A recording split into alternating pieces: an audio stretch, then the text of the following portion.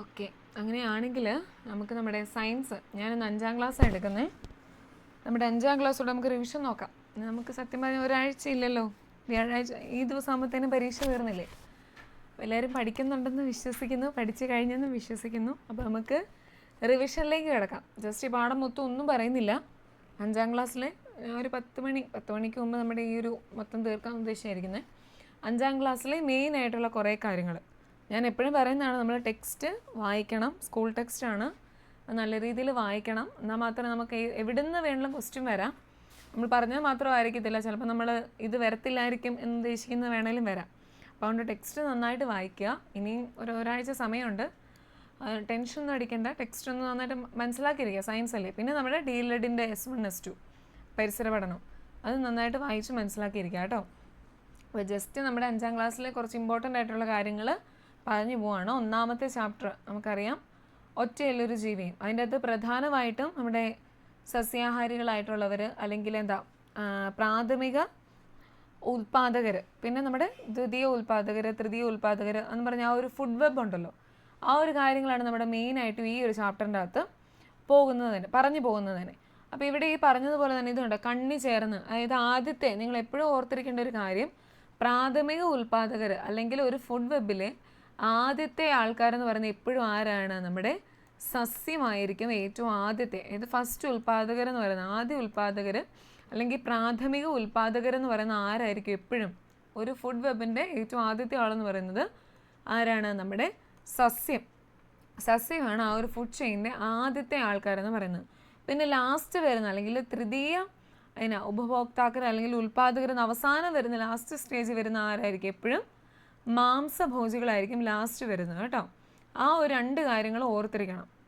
ആദ്യം തുടങ്ങുന്ന സസ്യാഹാരികൾ അല്ലെങ്കിൽ സസ്യത്തിലും ലാസ്റ്റ് അവസാനിക്കുന്നത് മാംസഭോജികൾ അല്ലെങ്കിൽ മാംസഭുക്കുകൾ നമ്മൾ പറയില്ല, മാംസാഹാരികൾ, മാംസം മാത്രം കഴിക്കുന്ന ആ ഒരു ഇതിലാണ് ലാസ്റ്റ് നമ്മുടെ ഈ ഫുഡ് വെബ് അവസാനിക്കുന്നത്. അപ്പോൾ ആ ഒരു കാര്യം ഓർത്തിരിക്കണം. ആ ഒരു ഇത് ചോദിച്ചിട്ടുണ്ട്, നമ്മുടെ പ്രാഥമിക ഉൽപാദകർ ആരാണ് എന്ന രീതിയിൽ, സസ്യങ്ങളാണോ അല്ലെങ്കിൽ മാനാണോ കടുവയാണോ, ആ രീതിയിൽ ചോദിക്കാം. അപ്പോൾ ആ ഒരു ഫുഡ് വെബിൻ്റെ കാര്യത്തിൽ ഓർത്തിരിക്കണം. ഫസ്റ്റ് കണ്ണി എന്ന് പറയുന്നത് അല്ലെങ്കിൽ ആദ്യത്തെ കണ്ണി അല്ലെങ്കിൽ ആദ്യ ഉൽപാദകർ എന്ന് പറയുന്ന ആരാണ്? നമ്മുടെ സസ്യമാണ്. അല്ലാതെ സസ്യാഹാരികൾ എന്നതിലേക്ക് പോകരുത്. സസ്യം, ചെടി എന്ന രീതിയിലാണ് നമ്മുടെ ആദ്യത്തെ ഉൽപാദകരായിട്ടുള്ളവർ വരുന്നത്.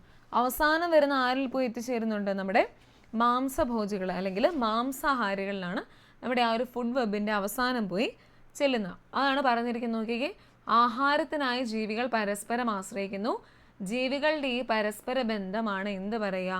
ഫുഡ് വെബ് അല്ലെങ്കിൽ ആഹാര ശൃംഖലാജാലം. അതായത് ഒന്നിനെ ആശ്രയിച്ചാണ് ഇരിക്കുന്നത്. ആ ഒരു പരസ്പര ബന്ധത്തെ പറയുന്ന പേരാണ് എന്ത്? ആഹാര ശൃംഖലാജാലം. അതായത് ആഹാരത്തിനായി ജീവികൾ പരസ്പരം ആശ്രയിക്കുന്നുണ്ട്. ജീവികളുടെ ഈ പരസ്പര ബന്ധമാണ് എന്ത്? ആഹാര ശൃംഖലാജാലം എന്ന് അറിയപ്പെടുന്നത്. ഓക്കെ, ഇനി അത് ഓരോ സ്ഥലങ്ങളിലുണ്ട്. നമ്മുടെ കരയിൽ മാത്രമല്ല, കടലിലും ഉണ്ട്. ഇതുപോലെ ചെറിയ മീനുകളെ വലിയ മീനുകൾ ഭക്ഷിക്കുന്നു അല്ലേ. കുഞ്ഞു പൊടികളായിട്ടുള്ളതിനെ ഇച്ചിരി വലുത് കഴിക്കുന്നു, അതിനെ കുറച്ചുകൂടെ വലുത്, പിന്നെ ഏറ്റവും വലിയ തിമിംഗലങ്ങളൊക്കെ ബാക്കിയുള്ളതിനെ കഴിക്കുന്നു. ആ ഒരു രീതിയിലാണ് നമ്മുടെ കടലിലും അല്ലെങ്കിൽ ജലാശയങ്ങളിലും ആ ഒരു രീതിയിലാണ് ഈ ഫുഡ് വെബ് നടന്നുകൊണ്ടിരിക്കുന്നത്. ഇനി ജലാശയങ്ങളിൽ സ്വതന്ത്രമായി ഒഴുകി നടക്കുന്ന ചെറു സസ്യങ്ങളാണ് പ്ലവകങ്ങൾ.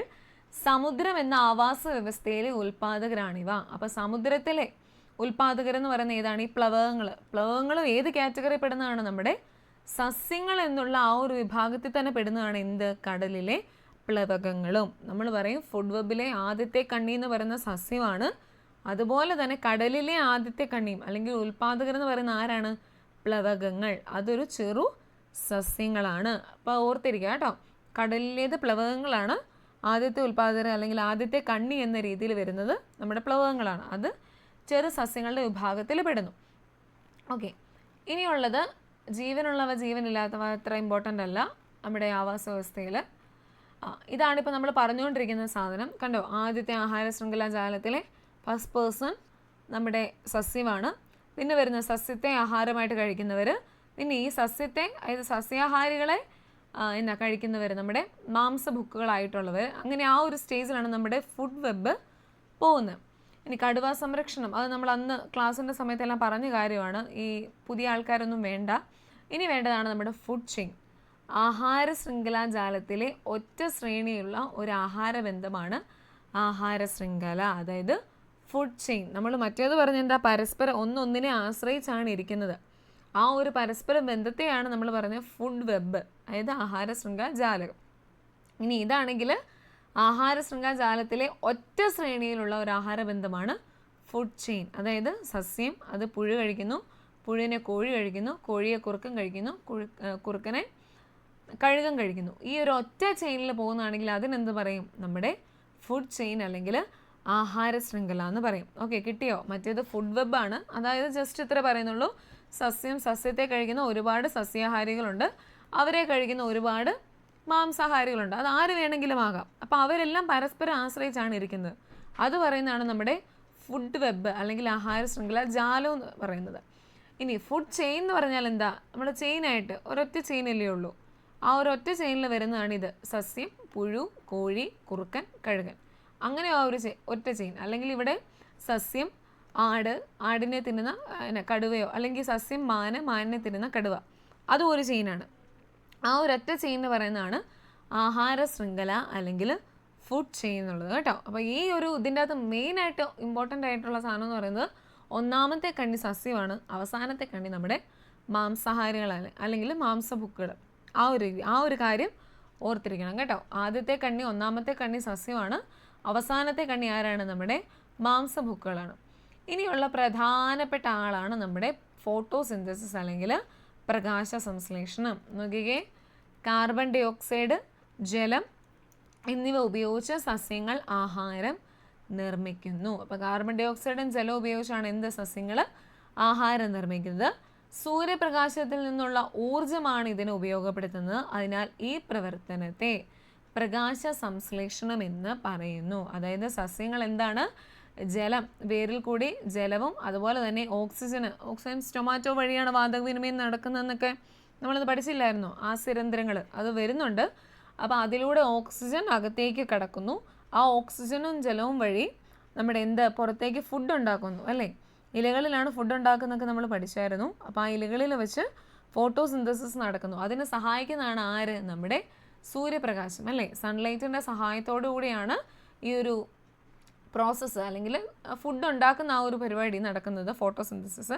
അതിനെ പറയുന്ന ആ ഒരു പ്രവർത്തനത്തെ പറയുന്ന പേരാണ് എന്ത്, പ്രകാശ സംശ്ലേഷണം. നമുക്ക് ഇടയ്ക്ക് എപ്പോഴും ചോദിക്കുന്ന ക്വസ്റ്റ്യൻ ആണ് എന്ത്, സസ്യങ്ങൾ ശ്വസിക്കുന്ന വാതകം ഏതാന്ന്. നമ്മൾ ഒറ്റയടിക്ക് നോക്കുമ്പോൾ എന്നാ പറയും, സത്യത്തിൽ ഓക്സിജൻ പുറത്തേക്ക് വിടുവാന്ന് പറയും. അപ്പോൾ എന്നാണല്ലോ സസ്യങ്ങൾ ശ്വസിക്കുന്ന കാർബൺ ഡൈ ഓക്സൈഡ് ആയിരിക്കും എന്ന രീതിയിൽ ആരംഭ ഉത്തരം കറപ്പിക്കരുത്.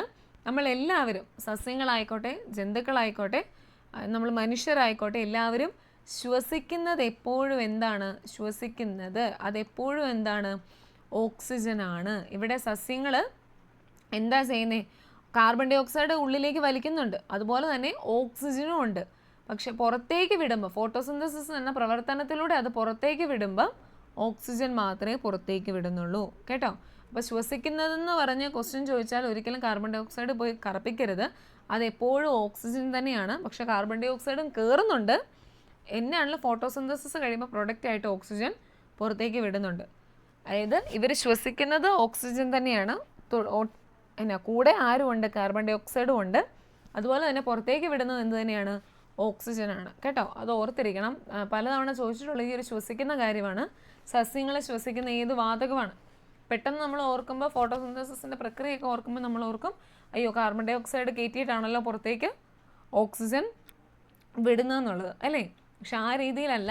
ഓക്സിജനും കാർബൺ ഡൈ ഓക്സൈഡും ചെടികൾ വലിച്ചെടുക്കുന്നുണ്ട്, പക്ഷെ ഓക്സിജനാണ് പുറത്തേക്ക് വിടുന്നത് കേട്ടോ. അപ്പോൾ ആ ശ്വസിക്കുന്നത് ഓക്സിജനാണ്, കാർബൺ ഡൈ ഓക്സൈഡ് അല്ല ശ്വസിക്കുന്നത് എപ്പോഴും ഓക്സിജനാണ്, കൂടെ കാർബൺ ഡൈ ഓക്സൈഡും കൂടെ ഉണ്ട്. ആ ഒരു കാര്യം ഓർത്താൽ മതി, അത് മാറിപ്പോരുത് കേട്ടോ. അപ്പോൾ നോക്കിക്കേ, കാർബൺ ഡൈ ഓക്സൈഡ്, ജലം എന്നിവ ഉപയോഗിച്ച് സസ്യങ്ങൾ ആഹാരം നിർമ്മിക്കുന്നു. സൂര്യപ്രകാശത്തിൽ നിന്നുള്ള ഊർജ്ജം ഇതിന് ഉപയോഗപ്പെടുത്തുന്നു. അതിനാൽ ഈ പ്രവർത്തനത്തെ എന്തെന്ന് പറയും, പ്രകാശ സംശ്ലേഷണം അല്ലെങ്കിൽ ഫോട്ടോസിന്തസിസ് എന്നാണ് പറയുക. ഓക്കെ, ഇനി നോക്കിക്കേ, ഇലകളിലെ ഹരിതകം ക്ലോറോഫിൽ എന്ന വർണ്ണകമാണ് സസ്യങ്ങളെ ആഹാര നിർമ്മാണത്തിന് സഹായിക്കുന്നത്. ഈ പ്രവർത്തനത്തിൻ്റെ ഫലമായി ഓക്സിജനും ഉണ്ടാകുന്നു കേട്ടോ. അപ്പോൾ നോക്കിയെങ്കിൽ നമ്മൾ ഇവിടെ പറഞ്ഞു കാർബൺ ഡൈ ഓക്സൈഡ്, ജലം എന്നിവ ഉപയോഗിച്ചാണ് സസ്യങ്ങൾ ആഹാരം നിർമ്മിക്കുന്നത്. അപ്പോൾ അവിടെ ഓക്സിജൻ്റെ കാര്യം പറഞ്ഞിട്ടില്ല. അതുകൊണ്ടാണ് നമ്മൾ ക്വസ്റ്റ്യൻ വരുമ്പോൾ കാർബൺ ഡൈ ഓക്സൈഡ് എന്നുള്ള ഉത്തരത്തിലേക്ക് പോകുന്നത്. പക്ഷേ ശ്വസിക്കുന്നത് എപ്പോഴും ഓക്സിജനാണ്. ഇതിനെ സഹായിക്കുന്ന ആൾക്കാരാണ് നമ്മുടെ കാർബൺ ഡൈ ഓക്സൈഡും ജലവും. പിന്നെ പുറത്തേക്ക് വിടുന്നുണ്ട്, പ്രൊഡക്റ്റായിട്ട് പുറത്തേക്ക് വിടുന്നുണ്ട് ഓക്സിജനും. കേട്ടോ, അത് മാറിപ്പോവല്ലേ. ഓക്കെ, നിങ്ങൾക്ക് ഈ ഒരു പ്രവർത്തനം ഓർത്തിരിക്കണം. കാർബൺ ഡൈ ഓക്സൈഡ് ഉണ്ട്, ജലമുണ്ട്, സൂര്യപ്രകാശമുണ്ട്, അതുപോലെ തന്നെ നമ്മുടെ ക്ലോറോഫിൽ എന്നാ നമ്മുടെ ഇലകൾക്ക് പച്ച നിറം നൽകുന്ന വർണ്ണകം അല്ലേ, വർണ്ണവസ്തുവാണ് നമ്മുടെ ക്ലോറോഫിൽ. അത് ആഹാര നിർമ്മാണത്തിന് സഹായിക്കുന്നുണ്ട്.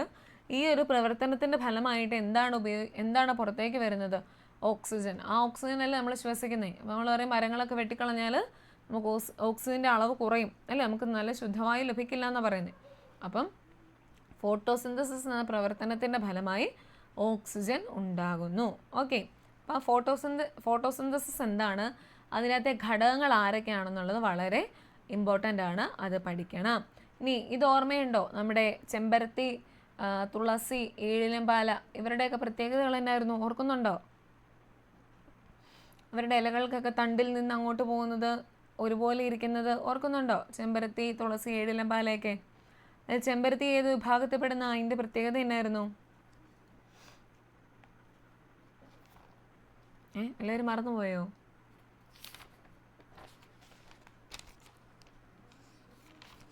മറന്നുപോയോ എല്ലാവരും?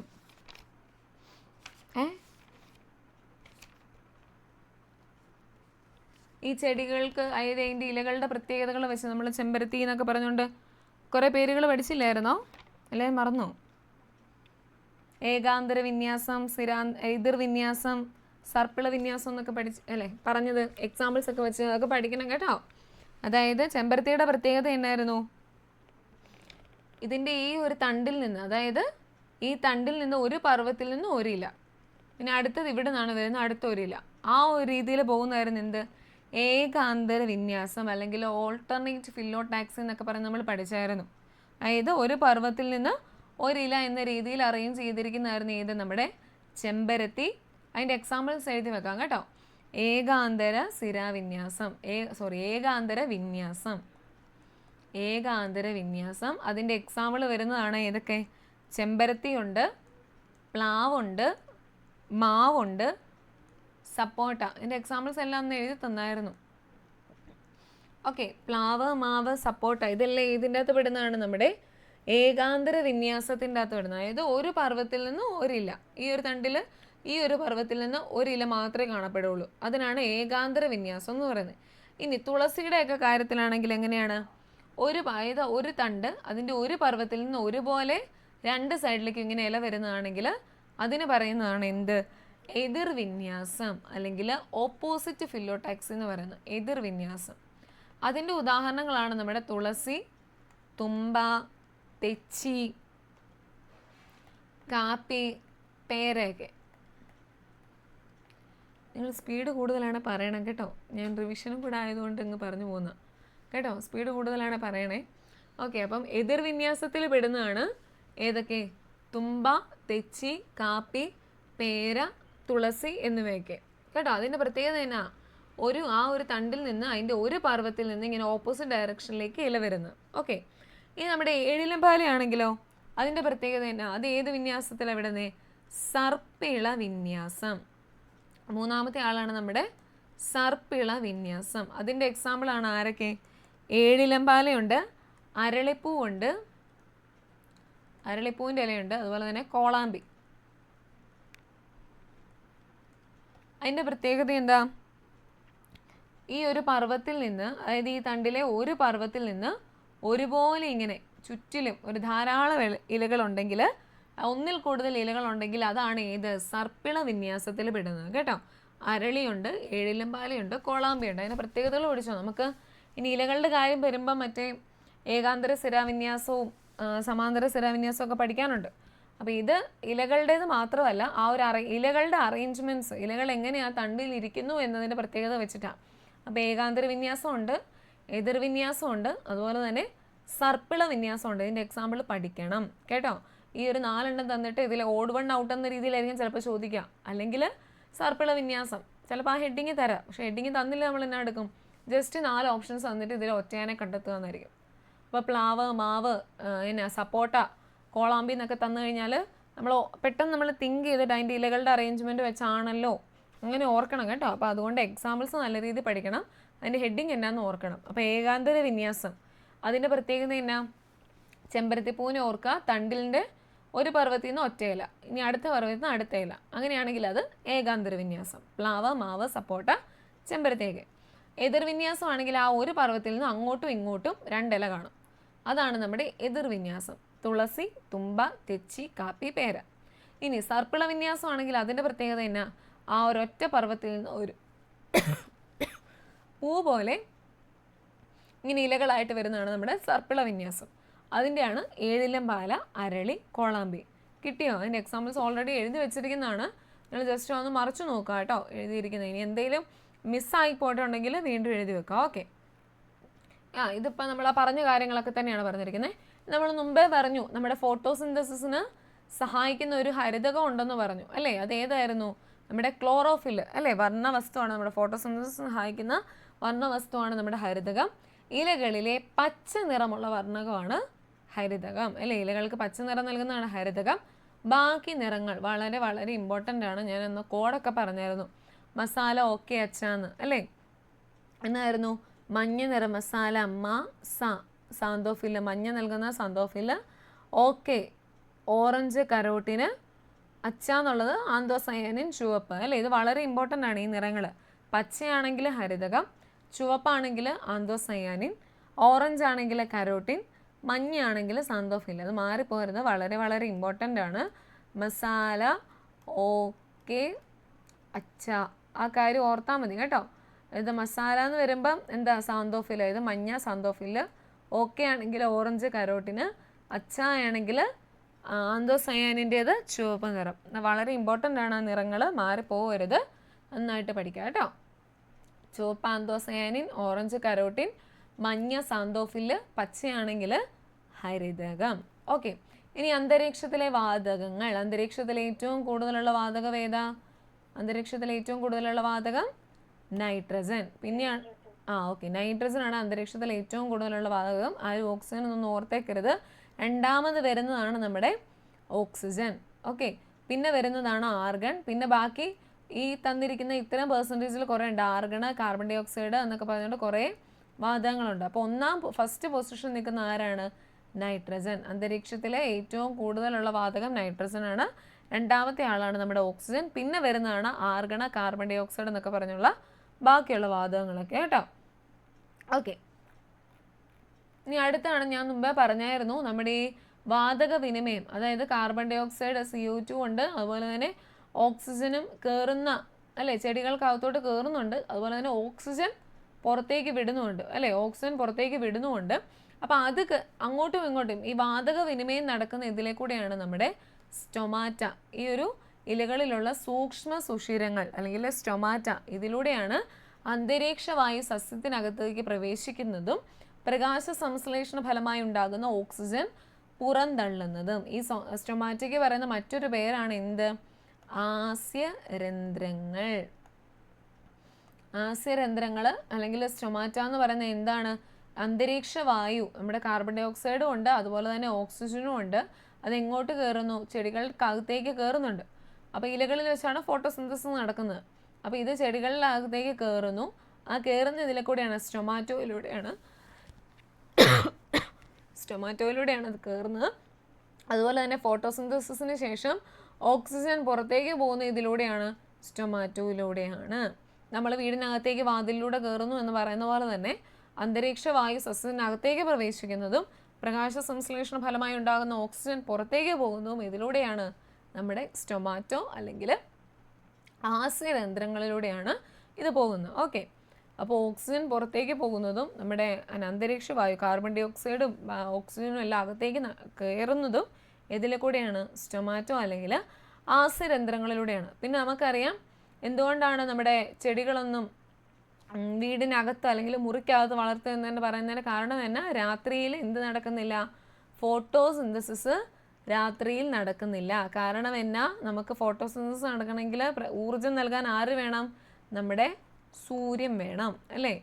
സൂര്യപ്രകാശം ഇല്ലാത്തത് കൊണ്ട് തന്നെ രാത്രിയിൽ എന്ത് നടക്കത്തില്ല, ഫോട്ടോസിന്തസിസ് നടക്കത്തില്ല. ആ ഫോട്ടോസിന്തസിസ് നടക്കാത്തത് കൊണ്ട് തന്നെ ചെടികൾ എന്തായിരിക്കും പുറത്തേക്ക് വിടുക, കാർബൺ ഡൈ ഓക്സൈഡ് ആയിരിക്കും. അപ്പോൾ നമ്മുടെ ആ മുറികളിൽ മൊത്തം കാർബൺ ഡൈ ഓക്സൈഡ് ആയാൽ നമുക്ക് ശ്വസിക്കാൻ ബുദ്ധിമുട്ടല്ലേ, നമ്മൾ ഓക്സിജനല്ലേ ശ്വസിക്കുന്നത്. അപ്പോൾ അതുകൊണ്ട് തന്നെ കാർബൺ ഡൈ ഓക്സൈഡ് തിങ്ങി നിൽക്കുന്നത് കൊണ്ട് തന്നെ നമ്മുടെ ചെടികൾ മുറിക്കകത്ത് വെച്ചാൽ അത് നമ്മുടെ ആരോഗ്യത്തിന് ഹാനികരമാണ്. അതുകൊണ്ട് നമ്മൾ ചെടികളൊന്നും മുറിക്കകത്ത് അടച്ചു പൂട്ടില്ലെങ്കിൽ നമ്മുടെ മുറിക്കകത്തൊന്നും വെക്കാറില്ല എന്നാണ് പറയുക. അങ്ങനെ കാരണം ഫോട്ടോസിന്തസിസ് എന്നുള്ള പ്രോസസ്സ് അവിടെ നടക്കുന്നില്ല. അതിൻ്റെ മെയിൻ റീസൺ എന്ന് പറയുന്നത് സൂര്യപ്രകാശം ഇല്ല എന്നുള്ളതാണ്. സൂര്യപ്രകാശത്തിൻ്റെ ഊർജ്ജം കൊണ്ടാണ് ഫോട്ടോസിന്തസിസ് നടക്കുന്നത്. അതുപോലെ തന്നെ ക്ലോറോഫിൽ, ഹരിതകം കൂടെ വേണം. അപ്പം അവിടെ ആ ഒരു സമയത്ത് നമ്മുടെ സൺലൈറ്റ് ഇല്ലാത്തത് കൊണ്ട് തന്നെ രാത്രിയിൽ ഓക്സിജൻ പുറത്തേക്ക് വിടുന്നില്ല നമ്മുടെ സസ്യങ്ങൾ. അപ്പോൾ കാർബൺ ഡൈ ഓക്സൈഡാണ് അവിടെ കൂടുതലും ഉള്ളത്. അപ്പോൾ അതുകൊണ്ട് നമ്മളിങ്ങനെ ചെടികളിങ്ങനെ മുറിക്കകത്ത് അങ്ങനെ വളർത്താറില്ല. ഓക്കെ, പിന്നെയുള്ള വളരെ വളരെ ഇമ്പോർട്ടൻ്റ് ആൾക്കാരാണ് ആരൊക്കെ, നമ്മുടെ എപ്പിഫൈറ്റുകൾ. പിന്നെ ആരായിരുന്നു, എപ്പിഫൈറ്റുകളുണ്ട്, അർദ്ധപരാഗ സസ്യങ്ങളുണ്ട്, പൂർണ്ണപരാഗ സസ്യങ്ങളുണ്ട്. അത് വളരെ ഇമ്പോർട്ടൻ്റ് ആണ്. അതിൻ്റെ എക്സാമ്പിൾസ് നോക്കണം. അതായത് ഒരാൾ പറയുന്നുണ്ട് ഞാൻ ആർക്കും ശല്യമൊന്നുമില്ല, ജസ്റ്റ് എനിക്ക് ഇരിക്കാനുള്ള സ്ഥലം മാത്രം തന്നാൽ മതി, ഞാൻ തന്നെ സംഭവങ്ങളൊക്കെ ഉണ്ടാക്കിക്കോളാം, എനിക്ക് ഇരിക്കാൻ മാത്രമുള്ള സ്ഥലം തന്നാൽ മതി എന്ന്. അങ്ങനെ പറയുന്ന ആൾക്കാരാണ് ആര്, നമ്മുടെ എപ്പിഫൈറ്റുകൾ. അതായത് വാസസ്ഥലത്തിനായി മാത്രമാണ് ഇവ ആതിഥേയ സസ്യങ്ങളെ ആശ്രയിക്കുന്നത്. അതായത് എനിക്ക് ഇരിക്കാൻ ഒരു പ്ലേസ് കിട്ടിയാൽ മതി, ഞാൻ ഫുഡൊക്കെ തന്നെ ഉണ്ടാക്കിക്കോളാം, എനിക്ക് ഇരിക്കാനൊരു കൊമ്പോ അല്ലെങ്കിൽ എന്തെങ്കിലും കിട്ടിയാൽ മതി. അങ്ങനെയുള്ള ആരാണ് നമ്മുടെ എപ്പിഫൈറ്റുകൾ. അതിൻ്റെ എക്സാമ്പിളാണ് ആരൊക്കെ, ഓർക്കിഡുകളുണ്ട്, മരവാഴയുണ്ട്, അതുപോലെ തന്നെ പന്നൽ ചെടികൾ. പന്നൽ ചെടികളും എന്തിനുദാഹരണമാണ്, നമ്മുടെ എപ്പിഫൈറ്റുകൾക്ക് ഉദാഹരണമാണ്. മാറിപ്പോകരുത് കേട്ടോ. ഇത് വാസസ്ഥലത്തിനായിട്ട് മാത്രമേ അവിടെ ആതിഥേയ സസ്യങ്ങൾ ഉപയോഗിക്കുന്നുള്ളൂ. വേറെ ആർക്ക് ശല്യമൊന്നുമില്ല, തന്നെത്താനെ എല്ലാം ഫുഡൊക്കെ ഉണ്ടാക്കിക്കോളും, അവിടെ ഇരിക്കുന്നേ ഉള്ളൂ. അപ്പോൾ നോക്കി, ചെറിയ വേരുകൾ മരവാഴയെ മരത്തിൽ പറ്റിപ്പിടിച്ച് വളരാൻ സഹായിക്കുന്നു.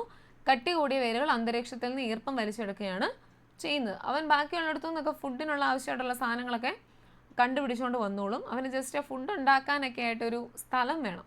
അതാണ് നമ്മുടെ എപ്പിഫൈറ്റുകൾ. അവൻ ആർക്ക് ശല്യമൊന്നുമില്ല, അവിടെ ഇരുന്നോളും. അതാണ് ഓർക്കിഡ്, മരവാഴ, പന്നൽ ചെടി. അതായത് വാസസ്ഥലത്തിനായി മാത്രം ആതിഥേയ സസ്യങ്ങളെ ആശ്രയിക്കുന്നവരെ പറയുന്ന പേരാണ് എന്ത്, എപ്പിഫൈറ്റുകൾ. അതിൻ്റെ എക്സാമ്പിളാണ് ഓർക്കിഡുകൾ, മരവാഴ, പന്നൽ ചെടി. ഓക്കെ, ഇനി അടുത്ത ആളാണ് നമ്മുടെ അർദ്ധപരാഗ സസ്യങ്ങൾ. അവൻ്റെ പ്രത്യേകത നോക്കി, ആതിഥേയ സസ്യത്തിൽ നിന്ന് ജലവും ലവണവും വലിച്ചെടുത്ത് സ്വയം ആഹാരം നിർമ്മിക്കുന്നു. അവനാണ് അർദ്ധപരാഗ സസ്യങ്ങൾ. അതായത് ഇവന് ഇരിക്കാൻ ഇടയും വേണം, അതായത് അവന് ഇരിക്കണമല്ലോ, ഇപ്പം ഞാൻ ചുമ്മാ ഇരിക്കാൻ ഇടയും വേണം, അതുപോലെ തന്നെ ഫുഡ് ഉണ്ടാക്കാനുള്ള സാധനങ്ങളും വേണം, എന്നാലേ അവൻ തന്നെ ഫുഡ് ഉണ്ടാക്കുകയുള്ളൂ. അതായത് നമ്മൾ ഇരിക്കുവാണ്, നമ്മളിവിടെ കിച്ചണിൽ ഇരിക്കുവാണ്, നമുക്ക് പുറത്തുനിന്ന് ആൾക്കാർ സാധനങ്ങൾ മേടിച്ച് കൊണ്ടേ തന്നാൽ നമ്മൾ ഫുഡ് ഉണ്ടാക്കൂലേ, അല്ലാതെ നമ്മൾ പുറത്തുപോയി മേടിക്കൊന്നുമില്ല, അവരാൾക്കാർ കൊണ്ടേ തരും, അപ്പോഴാണ് ഫുഡ് ഉണ്ടാക്കുന്നത്. അപ്പോൾ ആ ഒരു പ്രത്യേകതയിൽ പെടുന്ന ആരാണ്, അർദ്ധപരാഗ സസ്യങ്ങൾ. അതായത് ഇവൻ കയറി ഇരിക്കുന്ന ഒരു ചെടി, നമ്മുടെ ഇത്തിൽ കണ്ണി ഇപ്പം മാവേലാണ് ഇതിന് ചുറ്റിപ്പടിച്ചിരിക്കുന്നതെങ്കിൽ ഇവൻ എന്നാ ചെയ്യും, മാവിന് കിട്ടുന്ന ജലവും ലവണങ്ങളും എല്ലാം ഇവൻ വലിച്ചെടുത്തിട്ട് വളരെ സുഖമായിട്ടിരുന്ന് ഫുഡ് ഉണ്ടാക്കും.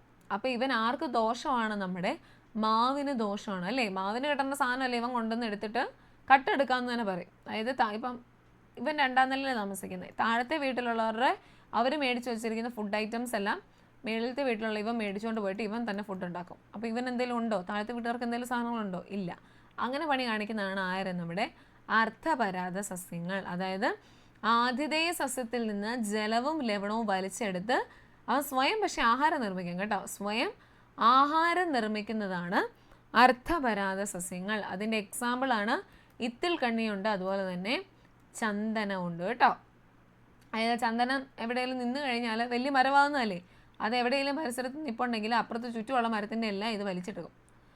ചുറ്റും പരിസരത്തുള്ള എല്ലാത്തിൻ്റെയും കിട്ടുന്ന ജലവും ലവണങ്ങളും എല്ലാം ഈ വലിയ മരം നമ്മുടെ ചന്ദനം വലിച്ചെടുക്കും. അപ്പോൾ അതിൻ്റെ പ്രത്യേകത തന്നെ ആതിഥേയ സസ്യത്തിൽ നിന്ന് ജലവും ലവണവും വലിച്ചെടുത്ത് സ്വയം ആഹാരം നിർമ്മിക്കുന്നതാണ് നമ്മുടെ അർദ്ധപരാഗ സസ്യങ്ങൾ, അല്ലെങ്കിൽ സെമി പാരസൈറ്റ്സ് എന്ന് പറയുന്നത്. ഇനി മൂന്നാമത്തെ ഒരാളുണ്ട്, കുഴിമടിയൻ്റെ ആൾ, അതായത് പൂർണ്ണപരാഗ സസ്യങ്ങൾ. ആതിഥേയ സസ്യത്തിൽ നിന്ന് പോഷകഘടകങ്ങൾ വലിച്ചെടുക്കാൻ കഴിയുന്ന വേരുകളാണ് ഇവയ്ക്കുള്ളത്. ആതിഥേയ സസ്യത്തിൽ നിന്നും പോഷകഘടകങ്ങൾ വലിച്ചെടുക്കുന്ന മൂടില്ല താളി പോലുള്ള സസ്യങ്ങളെ പൂർണ്ണ പരാതങ്ങൾ എന്ന് പറയുന്നു. അതായത് ഇവന്മാർ ഇത് വലിച്ചെടുത്ത് സ്വന്തമായിട്ട് ഫുഡ് ഉണ്ടാക്കുകയൊന്നുമില്ല. ഇവർ ആദ്യം എവിടെയാണോ ഇരിക്കുന്നത് അവൻ്റേത് മൊത്തം അവനുണ്ടാക്കുന്ന ഫുഡും കാര്യങ്ങളും എല്ലാം എടുത്ത് കഴിക്കുന്ന ആൾക്കാരാണ് നമ്മുടെ ടോട്ടൽ പാരസൈറ്റ്സ് അല്ലെങ്കിൽ പൂർണ്ണ പരാതങ്ങൾ എന്ന് പറയുന്നത്. അവൻ്റെ എക്സാമ്പിളാണ് നമ്മുടെ മൂടില്ലാത്താളി. മൂടില്ലാത്താളി എന്തിന് എക്സാമ്പിളാണ്? പൂർണ്ണ പരാതങ്ങൾ. പൂർണ്ണ പരാതം എന്നൊക്കെ കേൾക്കുമ്പോൾ അവൻ എന്തോ പൂർണ്ണ മനുഷ്യനാണ്, അങ്ങനെയല്ല. ഇവൻ മൊത്തത്തിൽ എല്ലായിടത്തെയും അത് എവിടെയാണോ ഇരിക്കുന്നത് അവൻ്റേത് മൊത്തം വലിച്ചെടുത്തിട്ട് ഞാനെല്ലാം കഴിഞ്ഞ് എനിക്കെല്ലാ ഫുഡും കിട്ടിയെന്നുള്ള രീതിയിലിരിക്കും. മെനക്കെടാൻ കഴിയില്ലാത്ത ആളാണ് നമ്മുടെ പൂർണ്ണ പരാത സസ്യം. Okay, epiphyte മാറിപ്പോകരുത്. എപ്പിഫൈറ്റ് ആണെങ്കിൽ ഇരിക്കാൻ പ്ലേസ് മാത്രം കൊടുത്താൽ മതി. അവൻ സ്വന്തമായിട്ട് അവിടെ നിന്ന് ഇവിടെ നിന്നൊക്കെ ഫുഡ് ഐറ്റംസ് ഒക്കെ കൊണ്ടുവന്നിട്ട് തന്നെത്താനെ ഫുഡൊക്കെ ഉണ്ടാക്കിക്കോളും. ഇനി നമ്മുടെ അർത്ഥപരാത സസ്യമാണെങ്കിൽ അവൻ ഇരിക്കാൻ സ്ഥലം വേണം. ആ സ്ഥലം വേണ്ടത് കൂടെ അവൻ ഇരിക്കുന്ന ആളുടെ നിന്ന് ഫുഡ് ഐറ്റംസ് ഒക്കെ മേടിച്ചിട്ട് സ്വന്തമായിട്ട് കുക്ക് ചെയ്തോളും, സ്വന്തമായിട്ടൊക്കെ ആഹാരം നിർമ്മിക്കുന്ന ആൾ. പക്ഷേ ലാസ്റ്റത്തെ പൂർണ്ണപരാതമാണെങ്കിലോ അവൻ ഇരിക്കാൻ ഒരു സ്ഥലം വേണം, ഒന്നും ഉണ്ടാക്കാൻ കഴിയത്തുമില്ല. അവൻ എവിടെയാണോ ഇരിക്കുന്നത് ആ ആളുടെ മൊത്തം സാധനങ്ങൾ അവൻ ഊറ്റിയെടുക്കുകയും ചെയ്യും. അതാണ് നമ്മുടെ പൂർണ്ണപരാതം. ഇതിൻ്റെ എക്സാമ്പിൾസ് വളരെ ഇമ്പോർട്ടൻ്റ് ആണ്. നമുക്ക് കൂടുതൽ എക്സാമ്പിൾ വെച്ചാൽ കാര്യങ്ങൾ ചോദിക്കുന്നത്.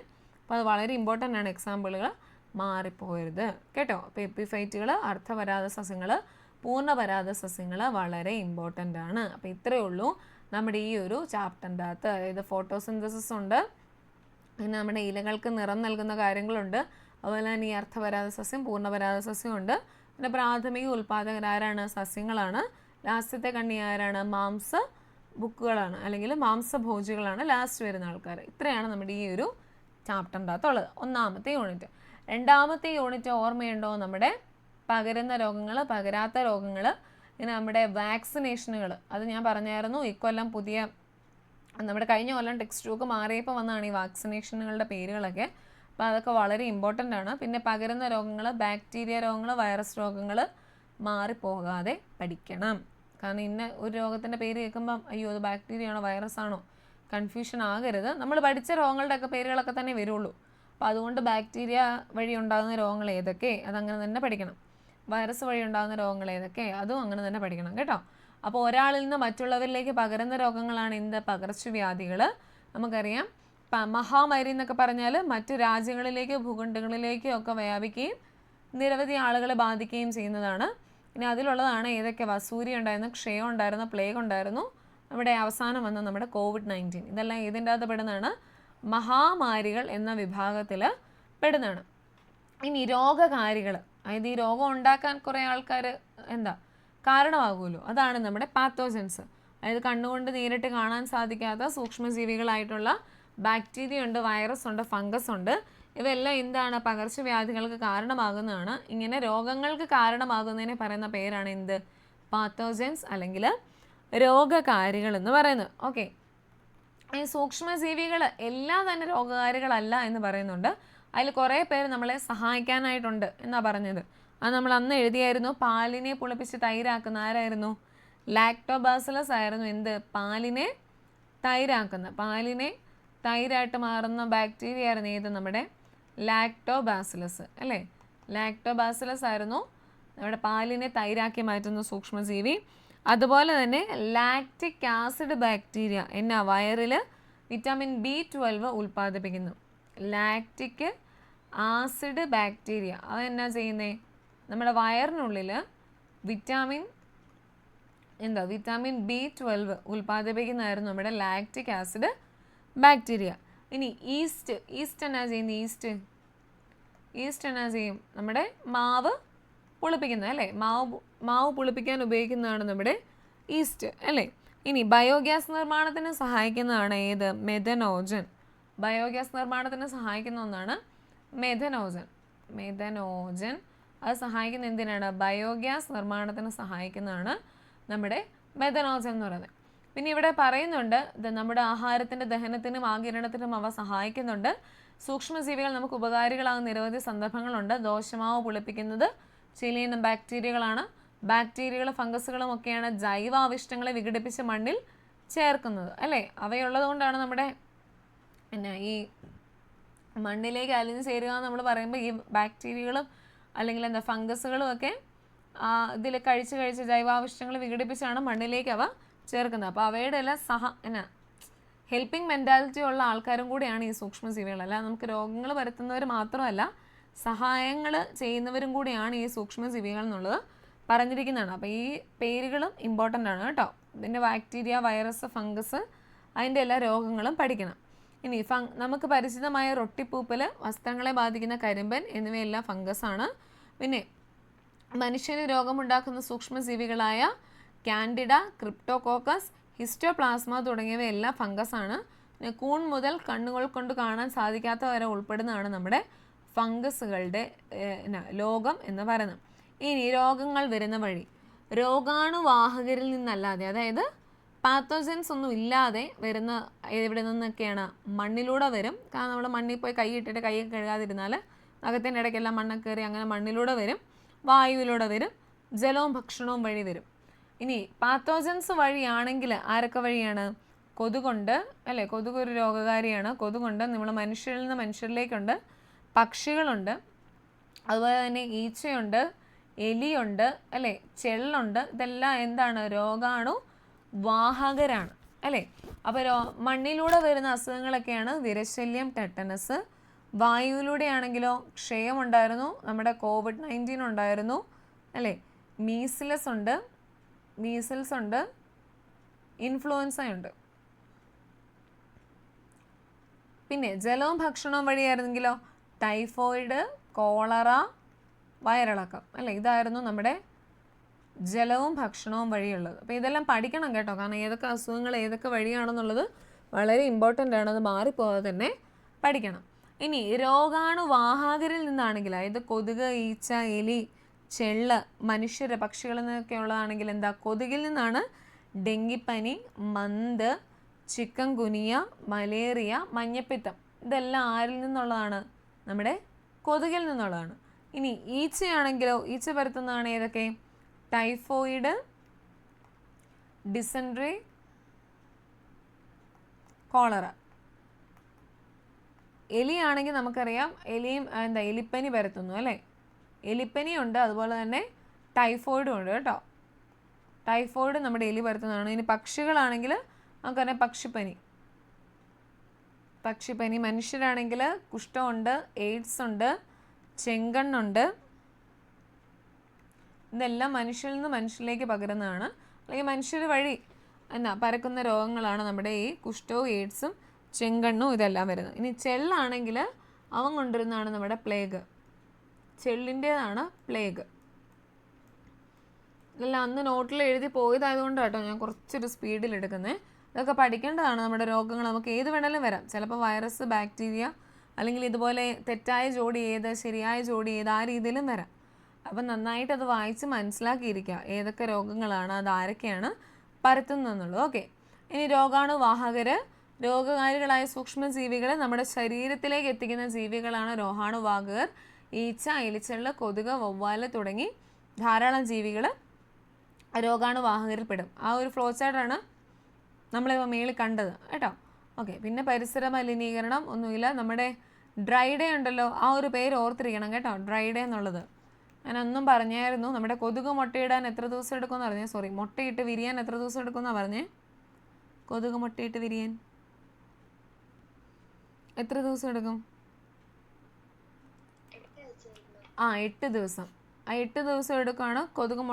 കൊതുകിട്ട മുട്ട വിരിയാൻ വേണ്ടി 8 ദിവസം എടുക്കും. അപ്പോൾ നമ്മൾ ആഴ്ചയിൽ ഒരിക്കൽ നമ്മുടെ സ്കൂളുകളിൽ അല്ലെങ്കിൽ പഞ്ചായത്തുകളിൽ, നമ്മുടെ പരിസരങ്ങളിലൊക്കെ നടത്തുന്ന ആ ഒരു ഇതാണ് എന്ത് സേവനം, നമ്മൾ സേവനവാരം എന്നൊക്കെ പറയുന്ന പോലെ നടത്തുന്നതാണ് ഡ്രൈ ഡേ. അതായത് കൊതുക് മുട്ടയിട്ട് അത് പുറത്തേക്ക് വരാൻ ഒരു 8 ദിവസം എടുക്കും. അപ്പോൾ നമ്മൾ ആഴ്ചയിൽ ഒരിക്കൽ എന്ന് പറയുമ്പം 7 ദിവസത്തിനുള്ളിൽ തന്നെ അത് സംഭവം ചെയ്യുമല്ലോ.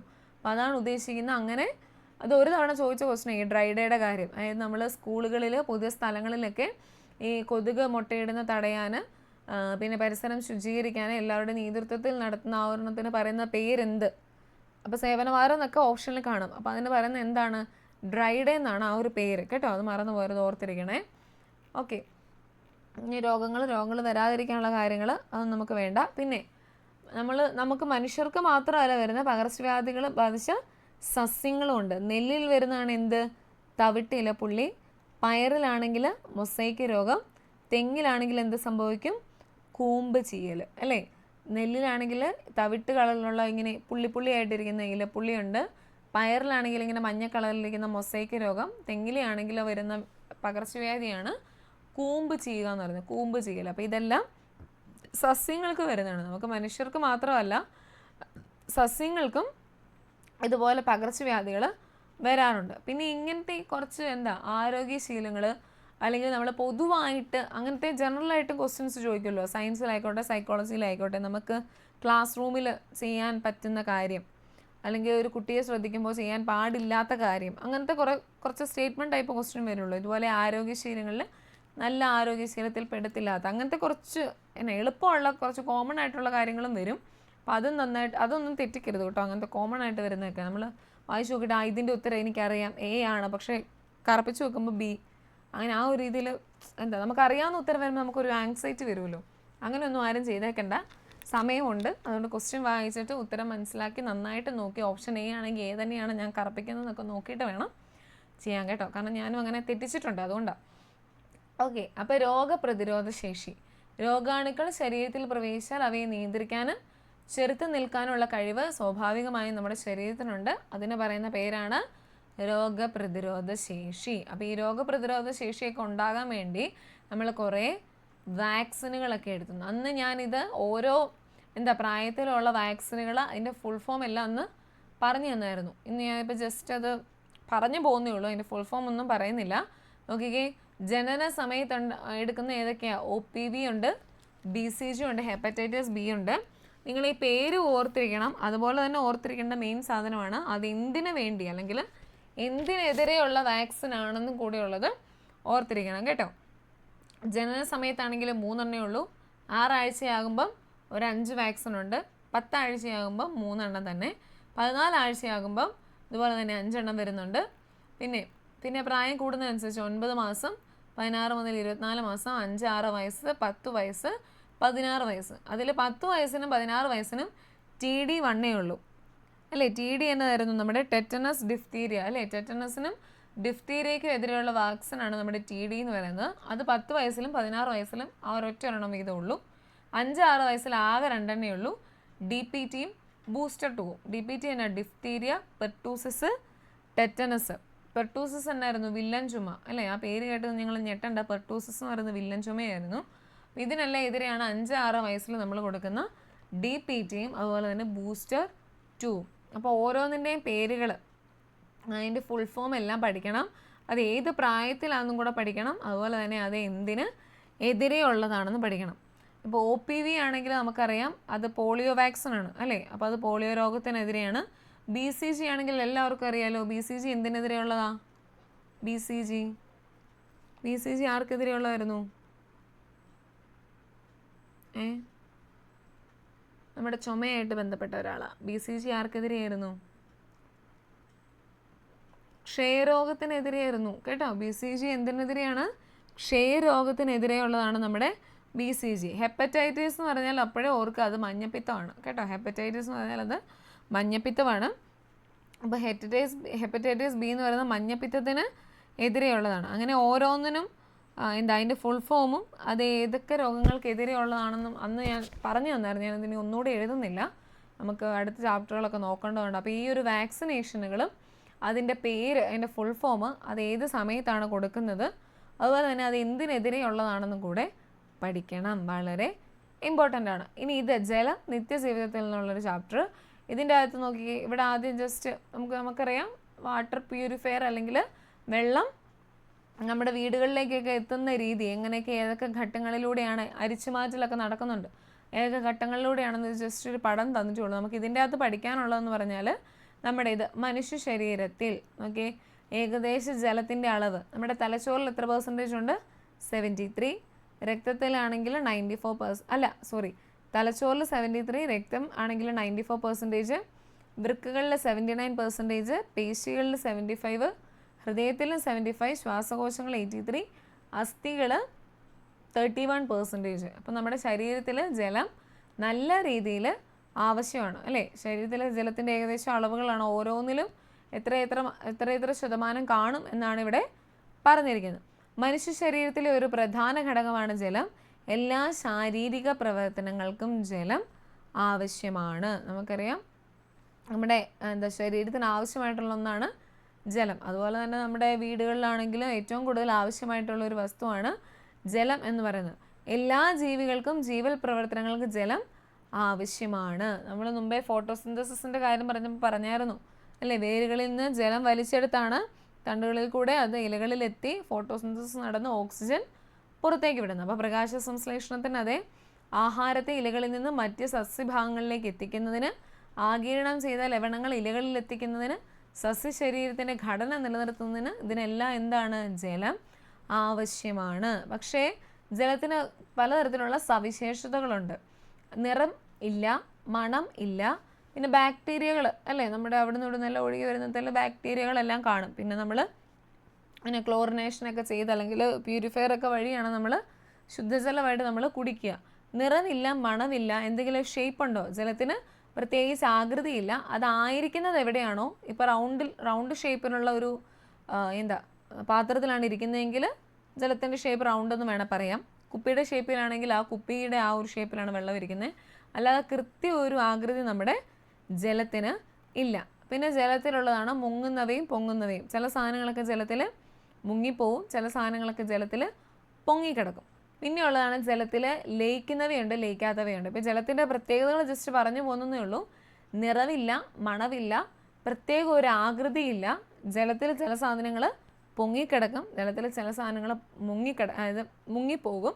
പിന്നെ ചില സാധനങ്ങൾ ജലത്തിൽ ലയിക്കും, ചിലത് ജലത്തിൽ ലയിക്കാതിരിക്കും. ഇപ്പോൾ ആ ജലത്തിൽ ലയിക്കുന്നവ ലയിക്കാത്തവ, ഇവിടെ നോക്കിയാൽ പഞ്ചസാരയുണ്ട്, ഉപ്പുണ്ട്, വിനാഗിരിയുണ്ട്, അപ്പക്കാരമുണ്ട്, മണ്ണെണ്ണയുണ്ട്, വെളിച്ചെണ്ണയുണ്ട്, മെഴുകുണ്ട്, കർപ്പൂരമുണ്ട്, തുരിശുണ്ട്, പൊട്ടാസ്യം പെർമാംഗനേറ്റ് ഉണ്ട്. അതിൽ പഞ്ചസാരയും ഉപ്പും ഒക്കെ എന്താണ്, നമ്മൾ ഇളക്കി കഴിയുമ്പോൾ ജലത്തിൽ ലയിച്ചു പോകുന്നതാണ്. പക്ഷേ മെഴുക്, നമ്മുടെ മണ്ണെണ്ണ, വെളിച്ചെണ്ണ ഇവയെല്ലാം എന്താണ്, ജലത്തിൻ്റെ മുകളിൽ പൊങ്ങിക്കിടക്കും അല്ലേ? ജലത്തിൽ ലയിക്കാതിരിക്കുന്നവയാണ്.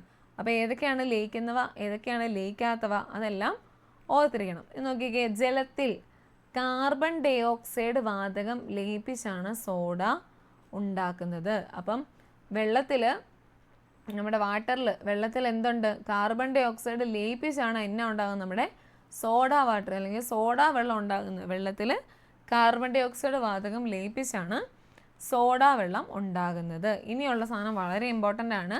ലയിച്ചു ചേരുന്ന വസ്തുവിനെ ലീനം എന്നും, ലയിച്ചു ചേരുന്നത് എവിടെയാണോ അതിനെ ലായകമെന്നും, ലീനം ലായകത്തിൽ ലയിച്ചുണ്ടാകുന്നതിനെ ലായനി എന്ന് പറയും. അതായത് ഇപ്പം നമ്മൾ പഞ്ചസാര വെള്ളം ഉണ്ടാക്കുവാണെങ്കിൽ ലയിച്ചു ചേരുന്ന വസ്തു ലീനം ആരാണ്? പഞ്ചസാര. ഓക്കെ, പഞ്ചസാരയാണ് നമ്മുടെ ലീനം. ഇനി പഞ്ചസാര നമ്മൾ എവിടെയാണ് കലക്കുന്നത്? ലായകത്തിൽ. അവനാണ് നമ്മുടെ വെള്ളം. ഈ പഞ്ചസാരയും വെള്ളവും കൂടെ ചേർന്ന് കഴിയുമ്പോൾ ആരാവും? ലായനിയായിട്ട് മാറും. അതായത് പഞ്ചസാര വെള്ളം. നമ്മുടെ നാരങ്ങ വെള്ളം ഉണ്ടാക്കുവാണെങ്കിൽ ഇതുപോലെ തന്നെ ലീനമായിട്ട് വരുന്ന ആരാണ്? നമ്മുടെ നാരങ്ങ നീരും പഞ്ചസാരയും. അതെവിടെ കൊണ്ട് ഇളക്കുന്നത്? നമ്മൾ എവിടെയാണ്? നമ്മുടെ ലായകത്തിൽ, അതായത് വെള്ളത്തിലാണ്. ഇത് രണ്ടും കൂടെ മിക്സ് ആയി കഴിയുമ്പോൾ നമുക്ക് എന്നാ ഉണ്ടാവും? ലായനി, അതായത് നാരങ്ങ വെള്ളം ഉണ്ടാകും. ഈ ഒരു ഡെഫിനിഷൻ നിങ്ങൾ ഓർത്തിരുന്നാൽ മതി. എന്താണ് ലീനം, എന്താണ് ലായകം, എന്താണ് ലായനി, അത് ഓർത്തിരുന്നാൽ തന്നെ നമുക്ക് എക്സാമ്പിൾ കേൾക്കുമ്പോൾ പെട്ടെന്ന് മനസ്സിലാവും. ലീനം എന്ന് പറയുന്നത് നമ്മൾ എന്ത് സാധനമാണോ എടുക്കുന്നത്, ആ ലയിച്ച് ചേരുന്ന വസ്തു, അതാണ് നമ്മുടെ ലീനം. ഈ ലീനം എവിടെയാണോ നമ്മൾ ലയിപ്പിക്കാനായിട്ട് ഉദ്ദേശിക്കുന്നത്, വെള്ളമാണെങ്കിൽ വെള്ളം, അതാണ് നമ്മുടെ ലായകം. ഇനി ഇത് രണ്ടും കൂടെ മിക്സായിട്ട് നമുക്ക് കിട്ടുന്ന പ്രോഡക്റ്റാണ് എന്ത്? ലായനി. ആ ഒരു കാര്യം ഓർത്തിരിക്കുക കേട്ടോ. എന്താണ് ലീനം, എന്താണ് ലായകം, എന്താണ് ലായനി. ഡെഫിനിഷൻ ഓർത്താൽ മതി. എക്സാമ്പിൾ പഠിക്കണമെന്നൊന്നും ഞാൻ പറയത്തില്ല, പക്ഷെ ആ ഡെഫിനിഷൻ പഠിച്ചിരിക്കണം. ലയിച്ചു ചേരുന്ന വസ്തുവിനെ ലീനമെന്നും, അതെന്തിലാണോ ലയിച്ചു ചേരുന്നത് അതിനെ ലായകമെന്നും, ലീനം ലായകത്തിൽ ലയിച്ചുണ്ടാകുന്നതിന് എന്ത് പറയും? ലായനി എന്ന് പറയും. ആ ഡെഫിനിഷൻ ഇമ്പോർട്ടൻ്റ് ആണ്, പഠിക്കണം. ഇടയ്ക്ക് ഈ ലായകവും ലായനിയും തമ്മിൽ മാറിപ്പോവും. ലായകവും ലായനിയും ഏകദേശം ആ ഒരു വെള്ളം എന്ന കോൺസെപ്റ്റ് വരുന്നതല്ലേ, ലായകവും ലായനിയും. അപ്പോൾ അതിലേതാണ് അവസാനത്തെ പ്രോഡക്റ്റ് ആയിട്ട് വരുന്നത്, അല്ലെങ്കിൽ ജ്യൂസായിട്ട് വരുന്ന സാധനം ഏതാണെന്നൊരു കൺഫ്യൂഷൻ വരും.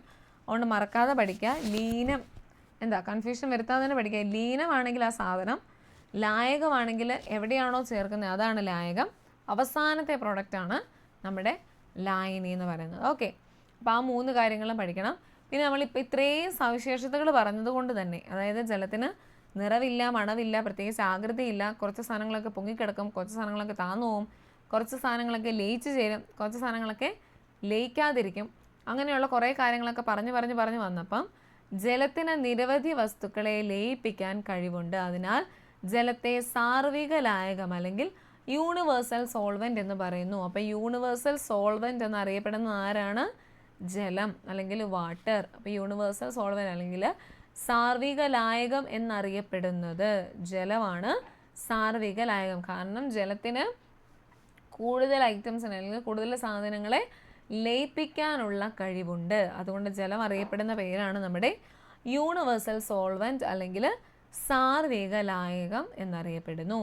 പിന്നെ ജലത്തിൻ്റെ പ്രധാനമായിട്ടുള്ള രൂപങ്ങൾ, അതായത് പല രൂപത്തിൽ ജലം കാണപ്പെടുന്നുണ്ട്. അതിൽ പ്രധാനമായിട്ടുള്ള 3 രൂപങ്ങളുണ്ട്: ഖരം, ദ്രാവകം, വാതകം. അതായത് ജലത്തിൻ്റെ പ്രധാനമായിട്ടുള്ള 3 സ്റ്റേറ്റുകൾ പറയും. ഇതിന് ബാക്കിയുണ്ട് പ്ലാസ്മ എന്നൊക്കെ പറഞ്ഞുകൊണ്ട് ഒരു 5-6 സ്റ്റേറ്റ് ഉണ്ട്. അത് ഹൈസ്കൂളിലേക്ക് വരുമ്പോൾ അതിനെപ്പറ്റി ഡീറ്റെയിൽ ആയിട്ട് പറയുന്നുണ്ട്. പക്ഷേ ഈ 3 സ്റ്റേറ്റുകൾ നമുക്ക് പഠിച്ചിരിക്കേണ്ടതാണ്: ഖരം, ദ്രാവകം, വാതകം. ഞാൻ വളരെ സിമ്പിളായിട്ട് പെട്ടെന്ന് പറഞ്ഞുവാണ്. ഖരാവസ്ഥ എന്ന് പറയുമ്പോൾ ഏതാണ്? നമ്മുടെ ഫ്രിഡ്ജിൻ്റെ അകത്തിരിക്കുന്ന സാധനം, ഐസ് കട്ട അല്ലേ? അത് കട്ടയായിട്ടിരിക്കുന്നു. നമ്മൾ വെള്ളം ഐസാക്കി നമ്മൾ ഫ്രീസറിൽ വെക്കുന്നതാണല്ലോ ഈ ഐസ് കട്ടയായിട്ടിരിക്കുന്നത്. അപ്പം വെള്ളത്തിൻ്റെ ഖരാവസ്ഥയാണ് ഏത്? നമ്മുടെ ഐസ് കട്ട. അതായത് വെള്ളത്തിൻ്റെ ഖരാവസ്ഥയാണ് ഐസ്. ഈ ഐസിനെ നമ്മളെടുത്ത് ചൂടാക്കി കഴിയുമ്പം എന്താവും? നീരാവിയായിട്ട് വരുന്നുണ്ട്, അതാണ് വാതകം. അതുപോലെ തന്നെ ഇത് തിരിച്ച് വെള്ളമായി മാറുന്ന അവസ്ഥയാണ് ഏത്? നമ്മുടെ ദ്രാവകം. അപ്പോൾ ഓർത്തിരിക്കുക, ഖരം എന്ന് പറഞ്ഞാൽ അത്യാവശ്യം കട്ടിയുള്ള സാധനമാണ്, അല്ലെങ്കിൽ ഒരു കല്ല് പോലെ ഇരിക്കുന്ന ആ ഒരു അവസ്ഥയാണ് നമ്മുടെ ഖരം. അപ്പം വെള്ളത്തിൻ്റെ ഖരാവസ്ഥ ഐസ്, വാതകാവസ്ഥ നീരാവി, ദ്രാവകാവസ്ഥ എന്ന് പറഞ്ഞാൽ തിരിച്ച് വെള്ളമായിട്ടിരിക്കുന്ന ആ ഒരു അവസ്ഥയാണ് ദ്രാവകം. അത്രയും ഓർത്താൽ മതി കേട്ടോ. ഐസ് കട്ടയാണെങ്കിൽ ഖരം, നീരാവിയായിട്ട് വരുന്നതാണെങ്കിൽ വാതകം. ഇനി വെള്ളം അവൻ ആയിരിക്കുന്ന ആ ഒരു അവസ്ഥ ഉണ്ടല്ലോ, വെള്ളമായിട്ടിരിക്കുന്നതാണെങ്കിൽ അത് നമ്മുടെ ദ്രാവകം. അത് കുറേ പരീക്ഷണങ്ങളിലൂടെയൊക്കെ പറയുന്നുണ്ട്. നമ്മൾ വെള്ളം എടുത്തു ഐസാക്കി കഴിയുമ്പോൾ അതായത് ഫ്രിഡ്ജിൽ വെച്ച് ഇതാക്കുമ്പോൾ ഫ്രീസറിൽ വെക്കുമ്പോഴത്തേനും എന്തത് ഖരാവസ്ഥയിലോട്ട് മാറുന്നു. അതിനെ തിരിച്ച് ചൂടാക്കുമ്പം നീരാവിയായിട്ട് മാറുന്നു. കുറച്ചൊന്ന് ചുമ്മാ ഫ്രീസറിലൊന്നും വെക്കാതെ ചുമ്മാ കുറച്ച് നേരം വെച്ച് കഴിയുമ്പോൾ അത് സാധാരണ രൂപത്തിൽ നമ്മുടെ വെള്ളമായിട്ട് മാറുന്നു. അപ്പോൾ ആ ഒരു രീതിയിൽ ഇങ്ങനെ പരീക്ഷണമൊക്കെ വെച്ച് പറയുന്നുണ്ട്. അപ്പോൾ അത് നമ്മൾ നോക്കണ്ട. ഈ ഒരു 3 കാര്യങ്ങൾ ഓർക്കുക. ഖരമാണെങ്കിൽ ഐസ് കട്ട, വാതകമാണെങ്കിൽ നീരാവി, ദ്രാവകമാണെങ്കിൽ വെള്ളം. ആ ഒരു കാര്യം ഓർത്തിരിക്കുക കേട്ടോ. പിന്നെ ഒരു ദ്രാവകത്തിൻ്റെ ഉപരിതലത്തിൽ നിന്ന് ചെറുകണികൾ ചുറ്റുപാടിലേക്ക് വ്യാപിക്കുന്നതിനെ ബാഷ്പീകരണം അല്ലെങ്കിൽ വേപ്പറൈസേഷൻ എന്ന് പറയുന്നു. ചൂടാകുമ്പോൾ ബാഷ്പീകരണത്തിൻ്റെ തോത് വർദ്ധിക്കുന്നു അല്ലേ? നമ്മൾ എന്തെങ്കിലും ഒരു സാധനം ഇങ്ങനെ പാത്രം അടുപ്പേ വെച്ചിട്ട് പോയാൽ അതിൻ്റെ മേളിൽ നമ്മൾ അടച്ചു വെക്കാനൊരു സാധനം വെക്കുമല്ലോ, പിന്നെ അത് തുറന്നു കഴിയുമ്പോൾ അതിൻ്റെ എല്ലാം അതിനെ പറ്റിപ്പിടിച്ച് വെള്ളം ഇരിക്കാറുണ്ട് അല്ലേ? അപ്പോൾ അത് ബാഷ്പീകരണം എന്നാണ് പറയുക. അപ്പോൾ ചൂടാകുമ്പോൾ ഈ ബാഷ്പീകരണത്തിൻ്റെ തോത് വർദ്ധിക്കും. ബാഷ്പീകരണം എല്ലാ താപനിലയിലും സംഭവിക്കുന്നു. ഖരം, ദ്രാവകം, വാതകം എന്നീ 3 അവസ്ഥകളിലും പ്രകൃതിദത്തമായി കാണപ്പെടുന്ന ഏക പദാർത്ഥം ജലം. അതായത് യൂണിവേഴ്സൽ സോൾവെൻ്റ് എന്ന് മാത്രമല്ല നമ്മുടെ ജലത്തെ പറയുന്നത്. ഖരം, ദ്രാവകം, വാതകം എന്നീ 3 അവസ്ഥകളിലും ഒരുപോലെ കാണപ്പെടാൻ പറ്റുന്ന ഒരാളാണ് ആര്? നമ്മുടെ വാട്ടർ, അതായത് ജലം. അപ്പോൾ ജലത്തിൻ്റെ മറ്റൊരു സവിശേഷതയാണ്. ആ രീതിയിലും ക്വസ്റ്റ്യൻ ചോദിക്കാം കേട്ടോ. ഖരം, ദ്രാവകം, വാതകം എന്നീ 3 അവസ്ഥകളിലും കാണപ്പെടുന്ന ഏക പദാർത്ഥം ഏത്? ജലം. അതുപോലെ തന്നെ സാർവിക ലായകം എന്നറിയപ്പെടുന്ന ആര് തന്നെയാണ്? നമ്മുടെ വാട്ടർ, നമ്മുടെ വെള്ളം കൂട്ടനാണ് നമ്മുടെ യൂണിവേഴ്സൽ സോൾവെൻ്റ് എന്നും പറയുന്നത്. ഇനിയുള്ള ഒരു പ്രത്യേകതയാണ് നമ്മുടെ ജലം വിധാനം പാലിക്കുന്നു. അതായത് ഇവിടെ സിമ്പിളായിട്ട് ഒരു എക്സ്പെരിമെൻറ്റ് പറഞ്ഞിരിക്കുന്നതാണ്. ഒരു 3 വ്യത്യസ്ത ഷേപ്പിലുള്ളതാണ് 3 ഫണലുകളും ഇങ്ങനെ 3 പാത്രങ്ങൾ. അതിനെല്ലാം പക്ഷെ കണക്ട് ചെയ്തുകൊണ്ട് ഓട്ടയെ കണക്ട് ചെയ്തുകൊണ്ട് ട്യൂബ് ഇട്ടിട്ടുണ്ട്. എന്നിട്ട് 1ാമത്തെ പാത്രത്തിൽ മാത്രമേ സത്യം പറഞ്ഞാൽ നമ്മൾ മൊത്തം വെള്ളം നിറച്ച് വെക്കുന്നുള്ളൂ. എന്നിട്ട് ഇങ്ങനെ ട്യൂബ് ഇട്ടിട്ടുണ്ട്. കുറച്ച് നേരം കഴിയുമ്പോൾ എന്താ സംഭവിക്കുക? ഇതിൻ്റെ അകത്തെ വെള്ളം ഈ ട്യൂബിൽ കൂടെ അടുത്ത പാത്രത്തിൽ പോവും. അടുത്ത പാത്രത്തിലെ വെള്ളം അവസാനത്തെ പാത്രത്തിൽ പോകും. എന്നിട്ട് ഈ പാത്രത്തിലെ വെള്ളം തീരുന്നുണ്ടോ? ഇല്ല. ഈ പാത്രത്തിലെയും ഇവിടുത്തെയും പാത്രത്തിലെ എല്ലാം വെള്ളത്തിൻ്റെ അളവ് എന്താണ്? സെയിം ആണ്. അതായത് ഇവിടെ ഒരു കാര്യം പറയുന്നുണ്ട് നോക്കിക്കേ. ജലാശയങ്ങൾ വറ്റുമ്പോൾ സമീപത്തെ വീടുകളിലെ കിണറുകളിൽ ജലനിരപ്പിന് എന്താണ് സംഭവിക്കുക? ജലനിരപ്പ് ഏകദേശം എന്താണ് ഈ ഒരു ലെവലിലേക്ക്, ഒന്നെങ്കിൽ അത് താഴ്ന്നു വരും, പിന്നെ അല്ലെങ്കിൽ ഒരു ഇച്ചിരി കൂടുതൽ എന്ന രീതിയിൽ വരുള്ളൂ. ഭയങ്കരമായിട്ട് കൂടി ഉറവ് പൊട്ടി ആ ഒരു ഒന്നുമില്ല. വറ്റുന്ന സമയത്തെ കാര്യം പറഞ്ഞിരിക്കുന്നത്. അപ്പോൾ എന്താണ്, കുറച്ച് വെള്ളം ഉണ്ട്. അപ്പോൾ ആ പറഞ്ഞിരിക്കുന്നത് എന്താണ്? ജലം വിധാനം പാലിക്കുന്നു, അതൊരു സവിശേഷത എന്ന രീതിയിൽ പറഞ്ഞിരിക്കുന്നത്. അപ്പോൾ ക്വസ്റ്റ്യൻ വരുമ്പം നിങ്ങൾ ഓർക്കുക, ജലാശയങ്ങൾ വറ്റുമ്പോൾ സമീപത്തെ വീടുകളിലെ കിണറുകളിലെ ജലനിരപ്പിനുണ്ടാകുന്ന സവിശേഷത ജലത്തിൻ്റെ ഏത് സവിശേഷതയിൽ പെടുന്നതാണ്? എന്താണ്? വിധാനം പാലിക്കുന്നു. അതായത് ജലം വിധാനം പാലിക്കുന്നു എന്ന സവിശേഷതയാണ് അവിടെ പറയുന്നത് കേട്ടോ. അപ്പോൾ അല്ലെങ്കിൽ ഈ ഒരു എക്സ്പെരിമെൻ്റ് പോലെ ഇങ്ങനെ പറഞ്ഞിട്ട് അത് ജലത്തിൻ്റെ എന്ത് സവിശേഷതയാണെന്ന് വേണമെങ്കിലും ചോദിക്കാം. അല്ലെങ്കിൽ മെയിനായിട്ട് എപ്പോഴും ചോദിക്കുന്ന ഈ ഒരു എക്സാമ്പിൾ വെച്ചിട്ടാണ്. ജലാശയങ്ങൾ വറ്റുമ്പോൾ സമീപത്തെ വീടുകളിലെ കിണറുകളിൽ ജലനിരപ്പ് അത്യാവശ്യം ഉയർന്നതായിട്ടൊക്കെ കാണുന്നു. എന്താണ് അതിന് കാരണം? എന്താണ്? വിധാനം പാലിക്കുന്നു. ജലത്തിൻ്റെ സവിശേഷത വിധാനം പാലിക്കുന്നു എന്നുള്ളതാണ്. അല്ലെങ്കിൽ ഈ മുങ്ങുന്നവയും പൊങ്ങുന്നവയും അങ്ങനെയൊക്കെ ഓപ്ഷൻസിൽ വരാം. അപ്പം ഇതിൻ്റെ ഉത്തരമായിട്ട് വരുന്ന എന്താണ്? വിധാനം പാലിക്കുന്നു എന്ന ജലത്തിൻ്റെ സവിശേഷതയാണ് അതിന് ഉത്തരവായിട്ട് വരുന്നത്. പിന്നെ നമുക്കറിയാം ജലസമൃദ്ധമായൊരു ഗ്രഹമാണ് നമ്മുടെ ഭൂമി. കരയേക്കാൾ കൂടുതൽ നമുക്ക് കടലാണുള്ളത്. പക്ഷെ കടൽ വെള്ളമാണ് കൂടുതൽ. അതിൽ നിന്ന് നിറച്ചും എന്താണ്? ഉപ്പാണുള്ളത്. പിന്നെ നമ്മൾ പ്യൂരിഫൈ ഒക്കെ ചെയ്തിട്ടാണ് നമ്മൾ കുടിക്കാനൊക്കെ എടുക്കുന്നത്. പിന്നെ ഇപ്പം നമ്മുടെ ജലം മലിനീകരിക്കപ്പെടുന്ന സാഹചര്യങ്ങളൊക്കെ പറഞ്ഞിട്ടുണ്ട്. അതൊന്നും നമുക്ക് അത്ര വലിയ അത്യാവശ്യമുള്ള കാര്യങ്ങളല്ല. പിന്നെ എങ്ങനെ മഴവെള്ളം സംഭരിക്കാം? മഴവെള്ള സംഭരണിയുണ്ട്, തടയണകൾ നിർമ്മിക്കാം, കയ്യാലകളൊക്കെ നിർമ്മിക്കാം. അപ്പം വെള്ളം അധികം ഒലിച്ചു പോകത്തില്ല, വെള്ളം മണ്ണിലേക്ക് തന്നെ അലിഞ്ഞു പൊക്കോളും. അതിലും ചേർന്നുള്ള പിന്നെ കിണർ റീചാർജിങ്, ഇതെല്ലാം മഴവെള്ളം സംഭരിക്കാനുള്ള മാർഗങ്ങളാണ്. ഇതാണ് നമ്മൾ മുമ്പേ പറഞ്ഞ നമ്മുടെ ഖരം, ദ്രാവകം, വാതകം. കണ്ടോ? ജലം തണുപ്പിക്കുമ്പം എന്നായിട്ട് മാറും?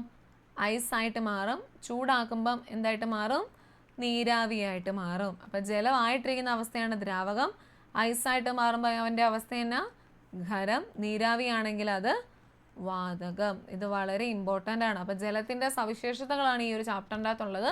ആ സവിശേഷതകളൊക്കെ ഓർത്തിരിക്കുക. കാരണം ജലത്തിൻ്റെ ഏതാണ്ട് വളരെ സിമ്പിളാണ്. നമ്മൾ ഡെയിലി ലൈഫിൽ ഉപയോഗിക്കുന്ന ഒരു കാര്യമാണല്ലോ. അതുകൊണ്ട് തന്നെ വളരെ സിമ്പിളാണ്. പക്ഷേ അതിൽ മെയിനായിട്ട് ഇമ്പോർട്ടൻ്റ് ആയിട്ടുള്ളത് US, അതായത് യൂണിവേഴ്സൽ സോൾവൻ്റ് ആണ്.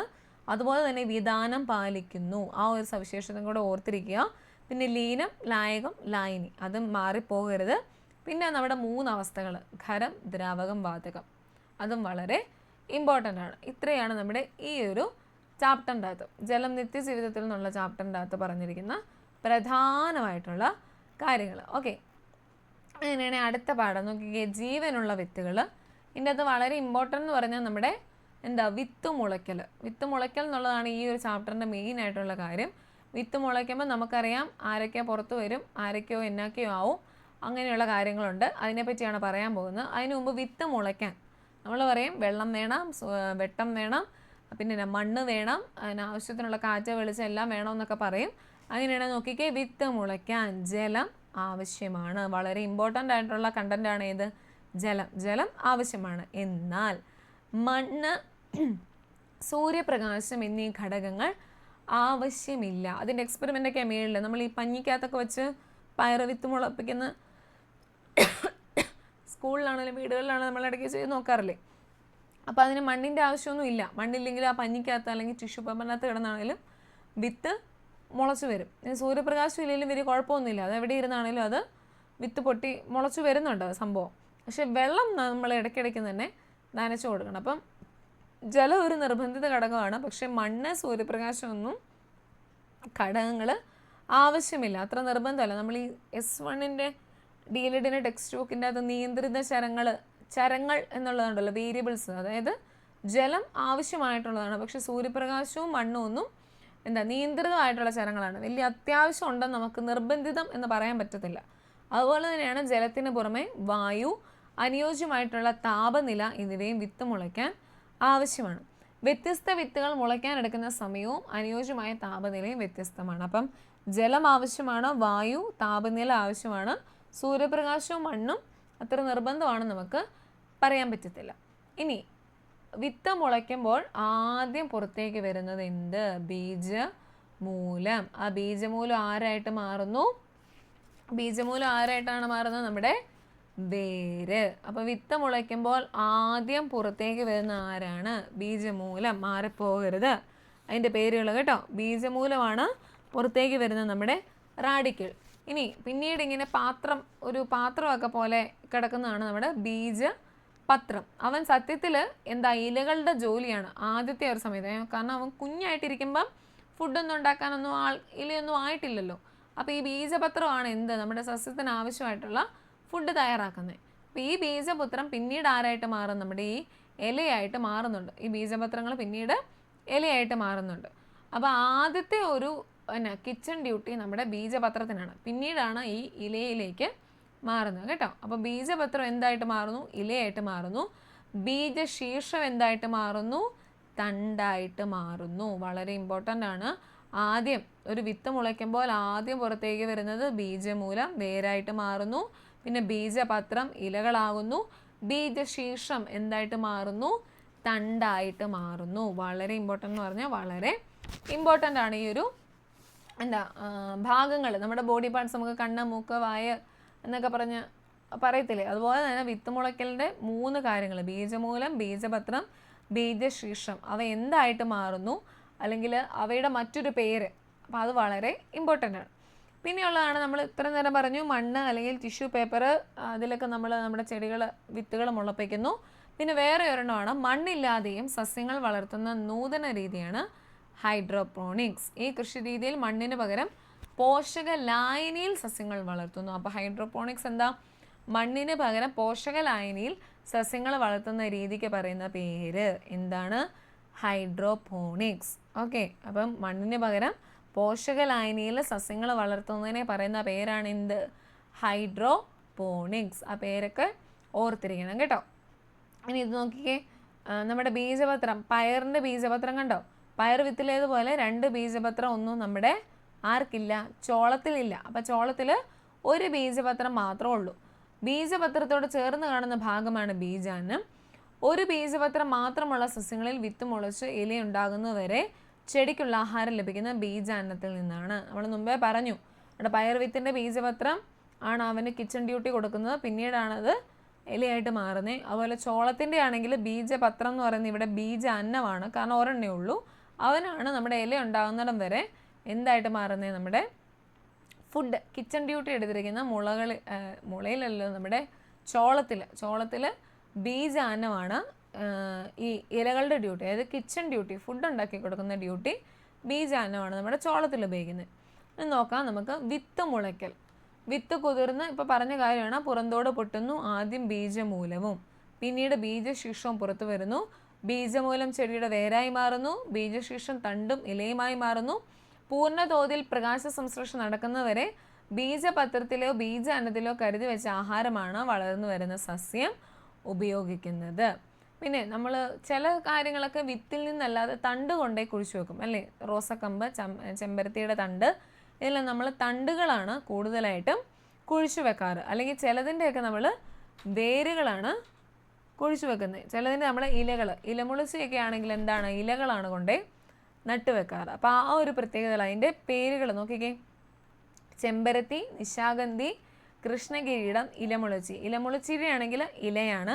ചെമ്പരത്തിയൊക്കെ ആണെങ്കിൽ എന്താണ്, തണ്ടാണ് നമ്മൾ കൊണ്ടേ നട്ട് വെക്കാറുള്ളത്. ഇനി നമ്മുടെ ഈ കറിവേപ്പ്, നമ്മുടെ കറിക്കൊക്കെ ഇടുന്ന നമ്മുടെ കറിവേപ്പ്, അതിൻ്റെ ആണെങ്കിൽ വേരിൽ നിന്നാണ് അടുത്ത സസ്യങ്ങൾ ഉണ്ടാകുന്നത് പറയാം. വേര് കൊണ്ടേ കുഴിച്ചു വെക്കാമെന്ന് പറയാം.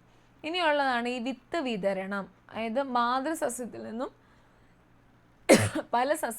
പല സ്ഥലങ്ങളിലേക്ക് എത്തപ്പെടുന്നതാണ് വിത്ത് വിതരണം, സീഡ് ഡിസ്പേഴ്സൽ എന്നുള്ളത്.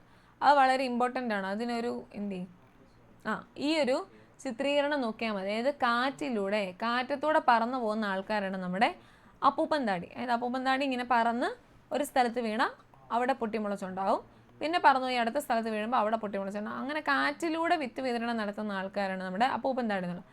വെണ്ടയൊക്കെ ആണെങ്കിൽ പൊട്ടിത്തെറിച്ചെന്ന് പറയാം. പൊട്ടിത്തെറിച്ച് വിത്ത് വിതരണം നടക്കുന്നതാണ് നമ്മുടെ വെണ്ടയൊക്കെ. തെങ്ങാണെങ്കിൽ തേങ്ങ വെള്ളത്തിലൊക്കെ വീണ് വെള്ളം വഴിയാണ് ഉണ്ടാകുന്നത്. പേരയാണെങ്കിൽ എന്താ, നമ്മുടെ പക്ഷികളൊക്കെ വഴി, അതായത് പക്ഷികൾ കഴിക്കുമല്ലോ, പേരക്കൊക്കെ കഴിച്ചിട്ട് അവിടെ ഇവിടെയൊക്കെ തുപ്പിയൊക്കെ എടുത്തില്ലേ അതിൻ്റെ കുരുകളൊക്കെ, സപ്പോട്ടയുടെയൊക്കെ,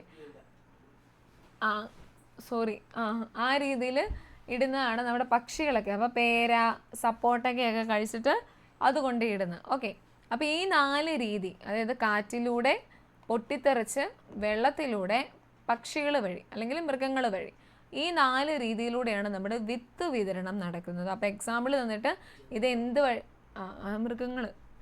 മൃഗങ്ങൾ അല്ലെങ്കിൽ പക്ഷികൾ, അപ്പോൾ ആ രീതിയിൽ, അപ്പോൾ ഏത് വഴിയാണ് ഇതിൻ്റെ വിത്ത് വിതരണം നടക്കുന്നത്, അല്ലെങ്കിൽ വെണ്ട, അപ്പോൾ ആ പൊട്ടിത്തെറിച്ചുണ്ടാകുന്നു, അല്ലെങ്കിൽ വെള്ളത്തിലൂടെ നടക്കുന്ന ഏതൊക്കെ, അത് വളരെ ഇമ്പോർട്ടൻ്റ് ആണ്, അത് പഠിക്കണം കേട്ടോ. ഇതുണ്ട്, റബ്ബർക്കായുണ്ട്, കാശിത്തുമ്പയുണ്ട്, കടലാടിയുണ്ട്, അസ്ത്രപ്പുല്ല്. ഈ അസ്ത്രപ്പുല്ലൊക്കെ നമ്മുടെ എന്താ വസ്ത്രങ്ങളിലൊക്കെ പറ്റി പിടിച്ചിരിക്കാറുണ്ട് അല്ലേ, നമ്മൾ പറമ്പിൽ കൂടെയൊക്കെ നടക്കുമ്പോൾ നമ്മുടെ പാൻറ്റയിലും എല്ലാം പറ്റി പിടിച്ചിരിക്കും. നമ്മൾ എവിടെ പോയി നിൽക്കുന്നോ അവിടെ നമ്മൾ പാൻറ്റയിൽ നിന്ന് കുടഞ്ഞിടുമ്പോൾ അത് അവിടെ കിടന്ന് കിളുത്തുണ്ടാവുകയും ചെയ്യും. അപ്പോൾ ആ രീതിയിലുണ്ട്. അപ്പം പ്രധാനമായിട്ട് 4 രീതിയിലാണ് വിത്ത് വിതരണം നടക്കുന്നത്. കാറ്റിലൂടെ, പൊട്ടിത്തെറിച്ച്, വെള്ളത്തിലൂടെ, പിന്നെ പക്ഷികൾ അല്ലെങ്കിൽ ജന്തുക്കൾ. അത് നമ്മുടെ പഴയ ടെക്സ്റ്റിലാണ് കുറച്ചുകൂടെ നല്ല രീതിയിൽ ഡീറ്റെയിൽ ആയിട്ട് കൊടുത്തിരിക്കുന്നത്. ഇവിടെ ജസ്റ്റ് ഇങ്ങനെ പിക്ചേഴ്സൊക്കെ കാണിച്ചിട്ട് പറഞ്ഞിട്ടുണ്ടെന്നേ ഉള്ളൂ. മറ്റേ പഴയ ടെക്സ്റ്റ് ബുക്കിൻ്റെ അകത്ത് ഡീറ്റെയിൽ ആയിട്ട് കുറച്ചുകൂടെ തന്നിട്ടുണ്ട്. അപ്പോൾ ഇതാണ് നമ്മുടെ വിത്ത് വിതരണ മാർഗങ്ങൾ. ഇനി വളരെ ഇമ്പോർട്ടൻ്റ് ആണ്, നമ്മൾ മുമ്പേ ഇലകളുടെ ഒരു അറേഞ്ച്മെൻറ്റ്സ് പറഞ്ഞായിരുന്നല്ലോ, ഇലകൾ എങ്ങനെയാണ് തണ്ടിലിരിക്കുന്നതെന്ന് പറഞ്ഞ്, ഓൾട്ടർനേറ്റ് ഫില്ലോടാക്സി, ഓപ്പോസിറ്റ് ഫില്ലോടാക്സി എന്നൊക്കെ പറഞ്ഞുകൊണ്ട് സർപ്പിള വിന്യാസം എന്നൊക്കെ നമ്മൾ പറഞ്ഞായിരുന്നു. അതുപോലെ തന്നെ ഇനി ഇലകൾക്കകത്തുള്ള വ്യത്യാസങ്ങൾ അല്ലെങ്കിൽ അതിലെ വൈവിധ്യമാണ് നമ്മളിനി നോക്കാൻ പോകുന്നത്. അത് 2 തരത്തിലാണ്, ജാലിക സിരാവിന്യാസവും സമാന്തര സിരാവിന്യാസവും. ജാലിക സിരാവിന്യാസം എന്ന് പറഞ്ഞാൽ വലക്കണ്ണികൾ പോലെ ഇങ്ങനെ കിടക്കുന്നതാണ് നമ്മുടെ ജാലിക സിരാവിന്യാസം എന്ന് പറയുന്നത്. സമാന്തരമാണെങ്കിൽ എന്നാ, നീളത്തിൽ നമ്മുടെ തെങ്ങോലയൊക്കെ ഇരിക്കുന്ന പോലെ, അല്ലെങ്കിൽ വാഴയിലയൊക്കെ ഇരിക്കുന്ന പോലെയാണ് നമ്മുടെ സമാന്തര സിരാവിന്യാസം. ഓക്കെ, അപ്പോൾ ഈ സമാന്തര സിരാവിന്യാസം അല്ലെങ്കിൽ ജാലിക സിരാവിന്യാസത്തിൻ്റെ പ്രത്യേകത പറയുമ്പോൾ, സമാന്തര സിരാവിന്യാസം ആണെങ്കിൽ നമുക്ക് പെട്ടെന്ന് ഒറ്റയടിക്ക് ഇങ്ങനെ വലിച്ചു കീറാൻ പറ്റും. നമ്മൾ ഈ തെങ്ങിൻ്റെ ഓലയൊക്കെ ഒറ്റയടിക്ക് ഇങ്ങനെ വലിച്ചിങ്ങനെ എടുക്കത്തില്ലേ, അതാണെങ്കിൽ സമാന്തര സിരാവിന്യാസമാണ്, അങ്ങനെയുള്ള ഇലകൾ. പക്ഷേ ജാലികൾ, വലക്കണ്ണികൾ പോലെ ഇരിക്കുന്നതിൻ്റെ ആണെങ്കിൽ നമുക്ക് അങ്ങനെ ഒറ്റയടിക്ക് മൊത്തത്തോടെ പറിച്ചെടുക്കാൻ പറ്റുമോ? ഇല്ല. കാരണം എന്നാ, അതിൻ്റെ ഈ ഇലകളുടെ ഇടയ്ക്കൂടെ വെയിൻസ് ഇങ്ങനെ അങ്ങോട്ടും ഇങ്ങോട്ടും എല്ലാം പോയിരിക്കുന്നതുകൊണ്ട് നമുക്ക് ഒറ്റയടിക്ക് ഇത് മൊത്തത്തിൽ പറിച്ചെടുക്കാൻ പറ്റത്തില്ല, അവിടെ ഇവിടെ എല്ലാം കട്ടായി പോവും. പക്ഷേ സമാന്തരമായിട്ടുള്ള ഇലകളുടെ ആണെങ്കിൽ എന്താണ്, ഒറ്റയടിക്ക് നമുക്ക് പറിച്ചെടുക്കാൻ പറ്റും. അതാണ് സമാന്തര സിരാവിന്യാസം. അതായത് ഇലയിലെ സിരകളെല്ലാം പരസ്പരം കൂട്ടിമുട്ടാതെ ഇലയുടെ ഞെട്ടിൽ നിന്ന് തുടങ്ങി സമാന്തരമായി അഗ്രഭാഗത്ത് എത്തി യോജിക്കുന്നു, അതാണ് സമാന്തര സിരാവിന്യാസം. ഇനി അനേകം ചെറിയ ശാഖകൾ പരസ്പരം ബന്ധപ്പെട്ട വലക്കണ്ണികൾ പോലെ കിടക്കുന്നതാണെങ്കിൽ അതാണ് ജാലിക സിരാവിന്യാസം. അപ്പോൾ ഏതൊക്കെ ഇലകളാണ് ജാലിക സിരാവിന്യാസം, ഏതൊക്കെ ഇലകളാണ് സമാന്തര സിരാവിന്യാസം എന്നുള്ളതിൻ്റെ എക്സാമ്പിൾസ് പഠിക്കണം. ജാലിക സിരാവിന്യാസം ആണെങ്കിൽ പ്ലാവ്, പിന്നെ നമ്മുടെ മാവ്, ചെമ്പരത്തി, അതിൻ്റെ എല്ലാ ഇലകൾ എന്തിനകത്ത് വരും, ജാലിക സിരാവിന്യാസത്തിൻ്റെ അകത്ത് വരും. സമാന്തരമാണെങ്കിൽ മുള, പിന്നെ നമ്മുടെ തെങ്ങോല, പിന്നെ നമ്മുടെ വാഴ, ഇതെല്ലാം ഇതിൻ്റെ അകത്ത് വരും, സമാന്തര സിരാവിന്യാസത്തിൻ്റെ അകത്ത് വരും കേട്ടോ. അപ്പോൾ അത് വളരെ ഇമ്പോർട്ടൻ്റ് ആണ്, അതിൻ്റെ ഇലകളുടെ പ്രത്യേകതകൾ, അതിൻ്റെ എക്സാമ്പിൾസ്. ഇനി നോക്കി, കുറച്ച് വേരുകളുടെ പ്രത്യേകതയുണ്ട്. കണ്ടോ, പ്ലാവിൻ്റെ വേര് കണ്ടോ, ഒരു മെയിൻ ആയിട്ടുള്ള വേരിൽ നിന്ന് ശാഖകൾ അങ്ങോട്ടും ഇങ്ങോട്ടും പോയിട്ടുണ്ട്, അങ്ങനെയുള്ള ഒരു ടൈപ്പ് വേരുണ്ട്. അതുപോലെ തന്നെ നോക്കിക്കേ, എല്ലാം ഇങ്ങനെ മുടി പോലെ ഒരുപോലെ ഇരിക്കുന്ന രണ്ടാമത്തെ ടൈപ്പ് വേരുണ്ട്. അതായത് പ്ലാവിലെ വേര് പടലത്തിൽ മെയിനായിട്ട് ഒരു വേരുണ്ട്, അതിൽ നിന്ന് ശാഖകളാണ് പോയിരിക്കുന്നത്, അതിനെയാണ് ടാപ്പ് റൂട്ട് അല്ലെങ്കിൽ ടായ് വേര് എന്ന് പറയുന്നത്. അതായത് വേര് പടലത്തിൽ കാണ്ഡത്തിൽ നിന്ന് താഴോട്ട് വളർന്നിരിക്കുന്ന വലുപ്പം കൂടിയൊരു വേരുണ്ട്, അവനിൽ നിന്നാണ് ബാക്കി വേരുകൾ പോയിരിക്കുന്നത്, അതിന് പറയുന്ന പേരാണ് തായ് വേര് അല്ലെങ്കിൽ ടാപ്പ് റൂട്ട് എന്ന് പറയുന്നത്. ഇനി നോക്കിക്കേ, കാണ്ഡത്തിൻ്റെ ചുവട്ടിൽ നിന്ന് താഴോട്ട് വളരുന്ന ഒരു തായ് വേരും അതിൽ നിന്ന് വളരുന്ന ശാഖാവേരുകളും ചേർന്ന് കാണപ്പെടുന്ന വേര് പടലമാണ് തായ് വേര് പടലം അല്ലെങ്കിൽ ടാപ്പ് റൂട്ട് സിസ്റ്റം. അതിൻ്റെ എക്സാമ്പിൾ ആരൊക്കെയാണ്, മാവ്, പ്ലാവ്. ഇതിൻ്റെ എല്ലാം പ്രത്യേകത എന്നാ, ഒരു മെയിൻ ആയിട്ടുള്ള ഒരു വേര് കാണും, അതിൽ നിന്നാണ് ശാഖാവേരുകൾ പോരുന്നത്. അപ്പോൾ ഇത് തായ് വേര് പടലം അല്ലെങ്കിൽ ടാപ്പ് റൂട്ട് സിസ്റ്റത്തിൽ പെടുന്നു. ഇനി രണ്ടാമത്തെ ആളാണ് കാണ്ഡത്തിൻ്റെ ചുവട്ടിൽ നിന്ന് വളരുന്ന നാരുകൾ പോലുള്ള ധാരാളം വേരുകൾ ചേർന്ന വേര് പടലമാണ് ഫൈബ്രസ് റൂട്ട് സിസ്റ്റം അല്ലെങ്കിൽ നാരുവേര് പടലം. അതിൻ്റെ എക്സാമ്പിളാണ് എന്ത്? പുല്ലുവർഗത്തിൽപ്പെട്ട സസ്യങ്ങളിൽ നാരുവേര് പടലമാണ്. അപ്പോൾ ഓർക്കുക, മെയിനായിട്ടുള്ള ഒരു വേരിൽ നിന്ന് ശാഖകൾ പോവുകയാണെങ്കിൽ അത് തായ്വേര് പടലം. എല്ലാം ഒരുപോലെ ഇങ്ങനെ നാര് പോലെ ഇരിക്കുന്നതാണെങ്കിൽ അത് നാരുവേര് പടലം. വളരെ ഇമ്പോർട്ടൻ്റ് ആണ്. അതിൻ്റെ എക്സാമ്പിൾസും പഠിക്കണം. പിന്നെ സാധാരണയായി ബീജമൂലം വളർന്നാണ് വേരുകളായി മാറുന്നതെങ്കിൽ തണ്ടിൽ നിന്നും ശിഖരങ്ങളിൽ നിന്നും വേരുകൾ ഉണ്ടാകുന്നുണ്ട്. അതിൻ്റെ പിക്ചേഴ്സ് താഴെ വരുന്നുണ്ട്. അതാണ് താങ്ങുവേര്, പൊയ്ക്കാൽ വേര്, പറ്റുവേര് എന്നൊക്കെ അറിയപ്പെടുന്നത്. അതായത് ഇങ്ങനെ നമ്മുടെ മരം ഇങ്ങനെ നിൽക്കുമ്പോൾ ഇവിടെ നിന്ന് ഇങ്ങനെ വേരുകൾ താഴോട്ട് അങ്ങനെയും വരുന്ന വേരുകളുണ്ട്. അതാണ് താങ്ങുവേര്, പൊയ്ക്കാൽ വേര്, പറ്റുവേര്. കണ്ടൽ ചെടിയിൽ കാണുന്ന പ്രത്യേകതരം വേരുകളാണ് ന്യൂമാറ്റോഫോഴ്സ് അല്ലെങ്കിൽ ശ്വസന വേരുകൾ. ഒരു നാളത്തെ ക്വസ്റ്റ്യൻ പേപ്പറിൽ ഈ ശ്വസന വേരും തന്നില്ല, മലയാളത്തിൻ്റെ അകത്തും ന്യൂമാറ്റോഫോർസ് തന്നെയാണ് തന്നത്. അപ്പോൾ എന്തുവായി ന്യൂമാറ്റോഫോർസ്? നമ്മുടെ കണ്ടൽ ചെടിയിൽ കാണുന്ന പ്രത്യേക തരം വേര്, അത് ശ്വസിക്കാനായിട്ട് ഇതിൻ്റെ ശ്വസന വേരുകൾ എന്നാണ് അറിയപ്പെടുന്നത്. അതിന് പറയുന്ന പേരാണ് ന്യൂമാറ്റോഫോർസ്. അത് കണ്ടൽ ചെടിയായിട്ട് ബന്ധപ്പെട്ടതാട്ടോ, ഓർത്തിരിക്കണം. കണ്ടൽ ചെടിയിലെ ശ്വസന വേരുകൾക്ക് പറയപ്പെടുന്ന പേരാണ് ന്യൂമാറ്റോഫോറസ്. ഈ വേരിൻ്റെ അഗ്രഭാഗം മണ്ണിൽ നിന്ന് അന്തരീക്ഷത്തിലേക്ക് ഉയർന്നു നിൽക്കും. വാതക വിനിമയത്തിന് സഹായിക്കുന്നതുകൊണ്ട് ഇവ ശ്വസന വേര് എന്ന് അറിയപ്പെടുന്നു. അതായത് അന്തരീക്ഷത്തിൽ ഇങ്ങനെ പൊങ്ങിയ നിൽക്കുന്നതിൻ്റെ വേരുകൾ മണ്ണിൽ നിന്ന്. അപ്പം അതിന് പറയുന്നത് അത് ശ്വസനത്തിന് അല്ലെങ്കിൽ വാതക വിനിമയത്തിന് സഹായിക്കുന്നതുകൊണ്ട് തന്നെ അതിന് ശ്വസന വേര് അല്ലെങ്കിൽ ന്യൂമാറ്റോഫോഴ്സ്, ആ ഒരു പേരും കൂടെ ഓർത്തിരിക്കണം കേട്ടോ. ന്യൂമാറ്റോഫോഴ്സ് എന്നാണ് അറിയപ്പെടുന്നത്. കണ്ടൽ ചെടിയായിട്ട് ബന്ധപ്പെട്ടാണ്. നോക്കിക്കേ, കണ്ടോ, താങ്ങുവേര് എന്താണ്, പൊയ്ക്കാൽ വേര് എന്താണ്, പറ്റുവേര്, ശ്വസന വേരുകൾ. കണ്ടോ, ഇതാണ് നമ്മുടെ കണ്ടൽ ചെടീൻ്റെ ന്യൂമാറ്റോഫോറസ്. പൊയ്ക്കാൽ വേര് കണ്ടോ, ഇതിൻ്റെ ഈ തണ്ട് ഇത് മണ്ണിൻ്റെ മേളിലാണ് ഇതിൻ്റെ വേര് കാണപ്പെടുന്നത്.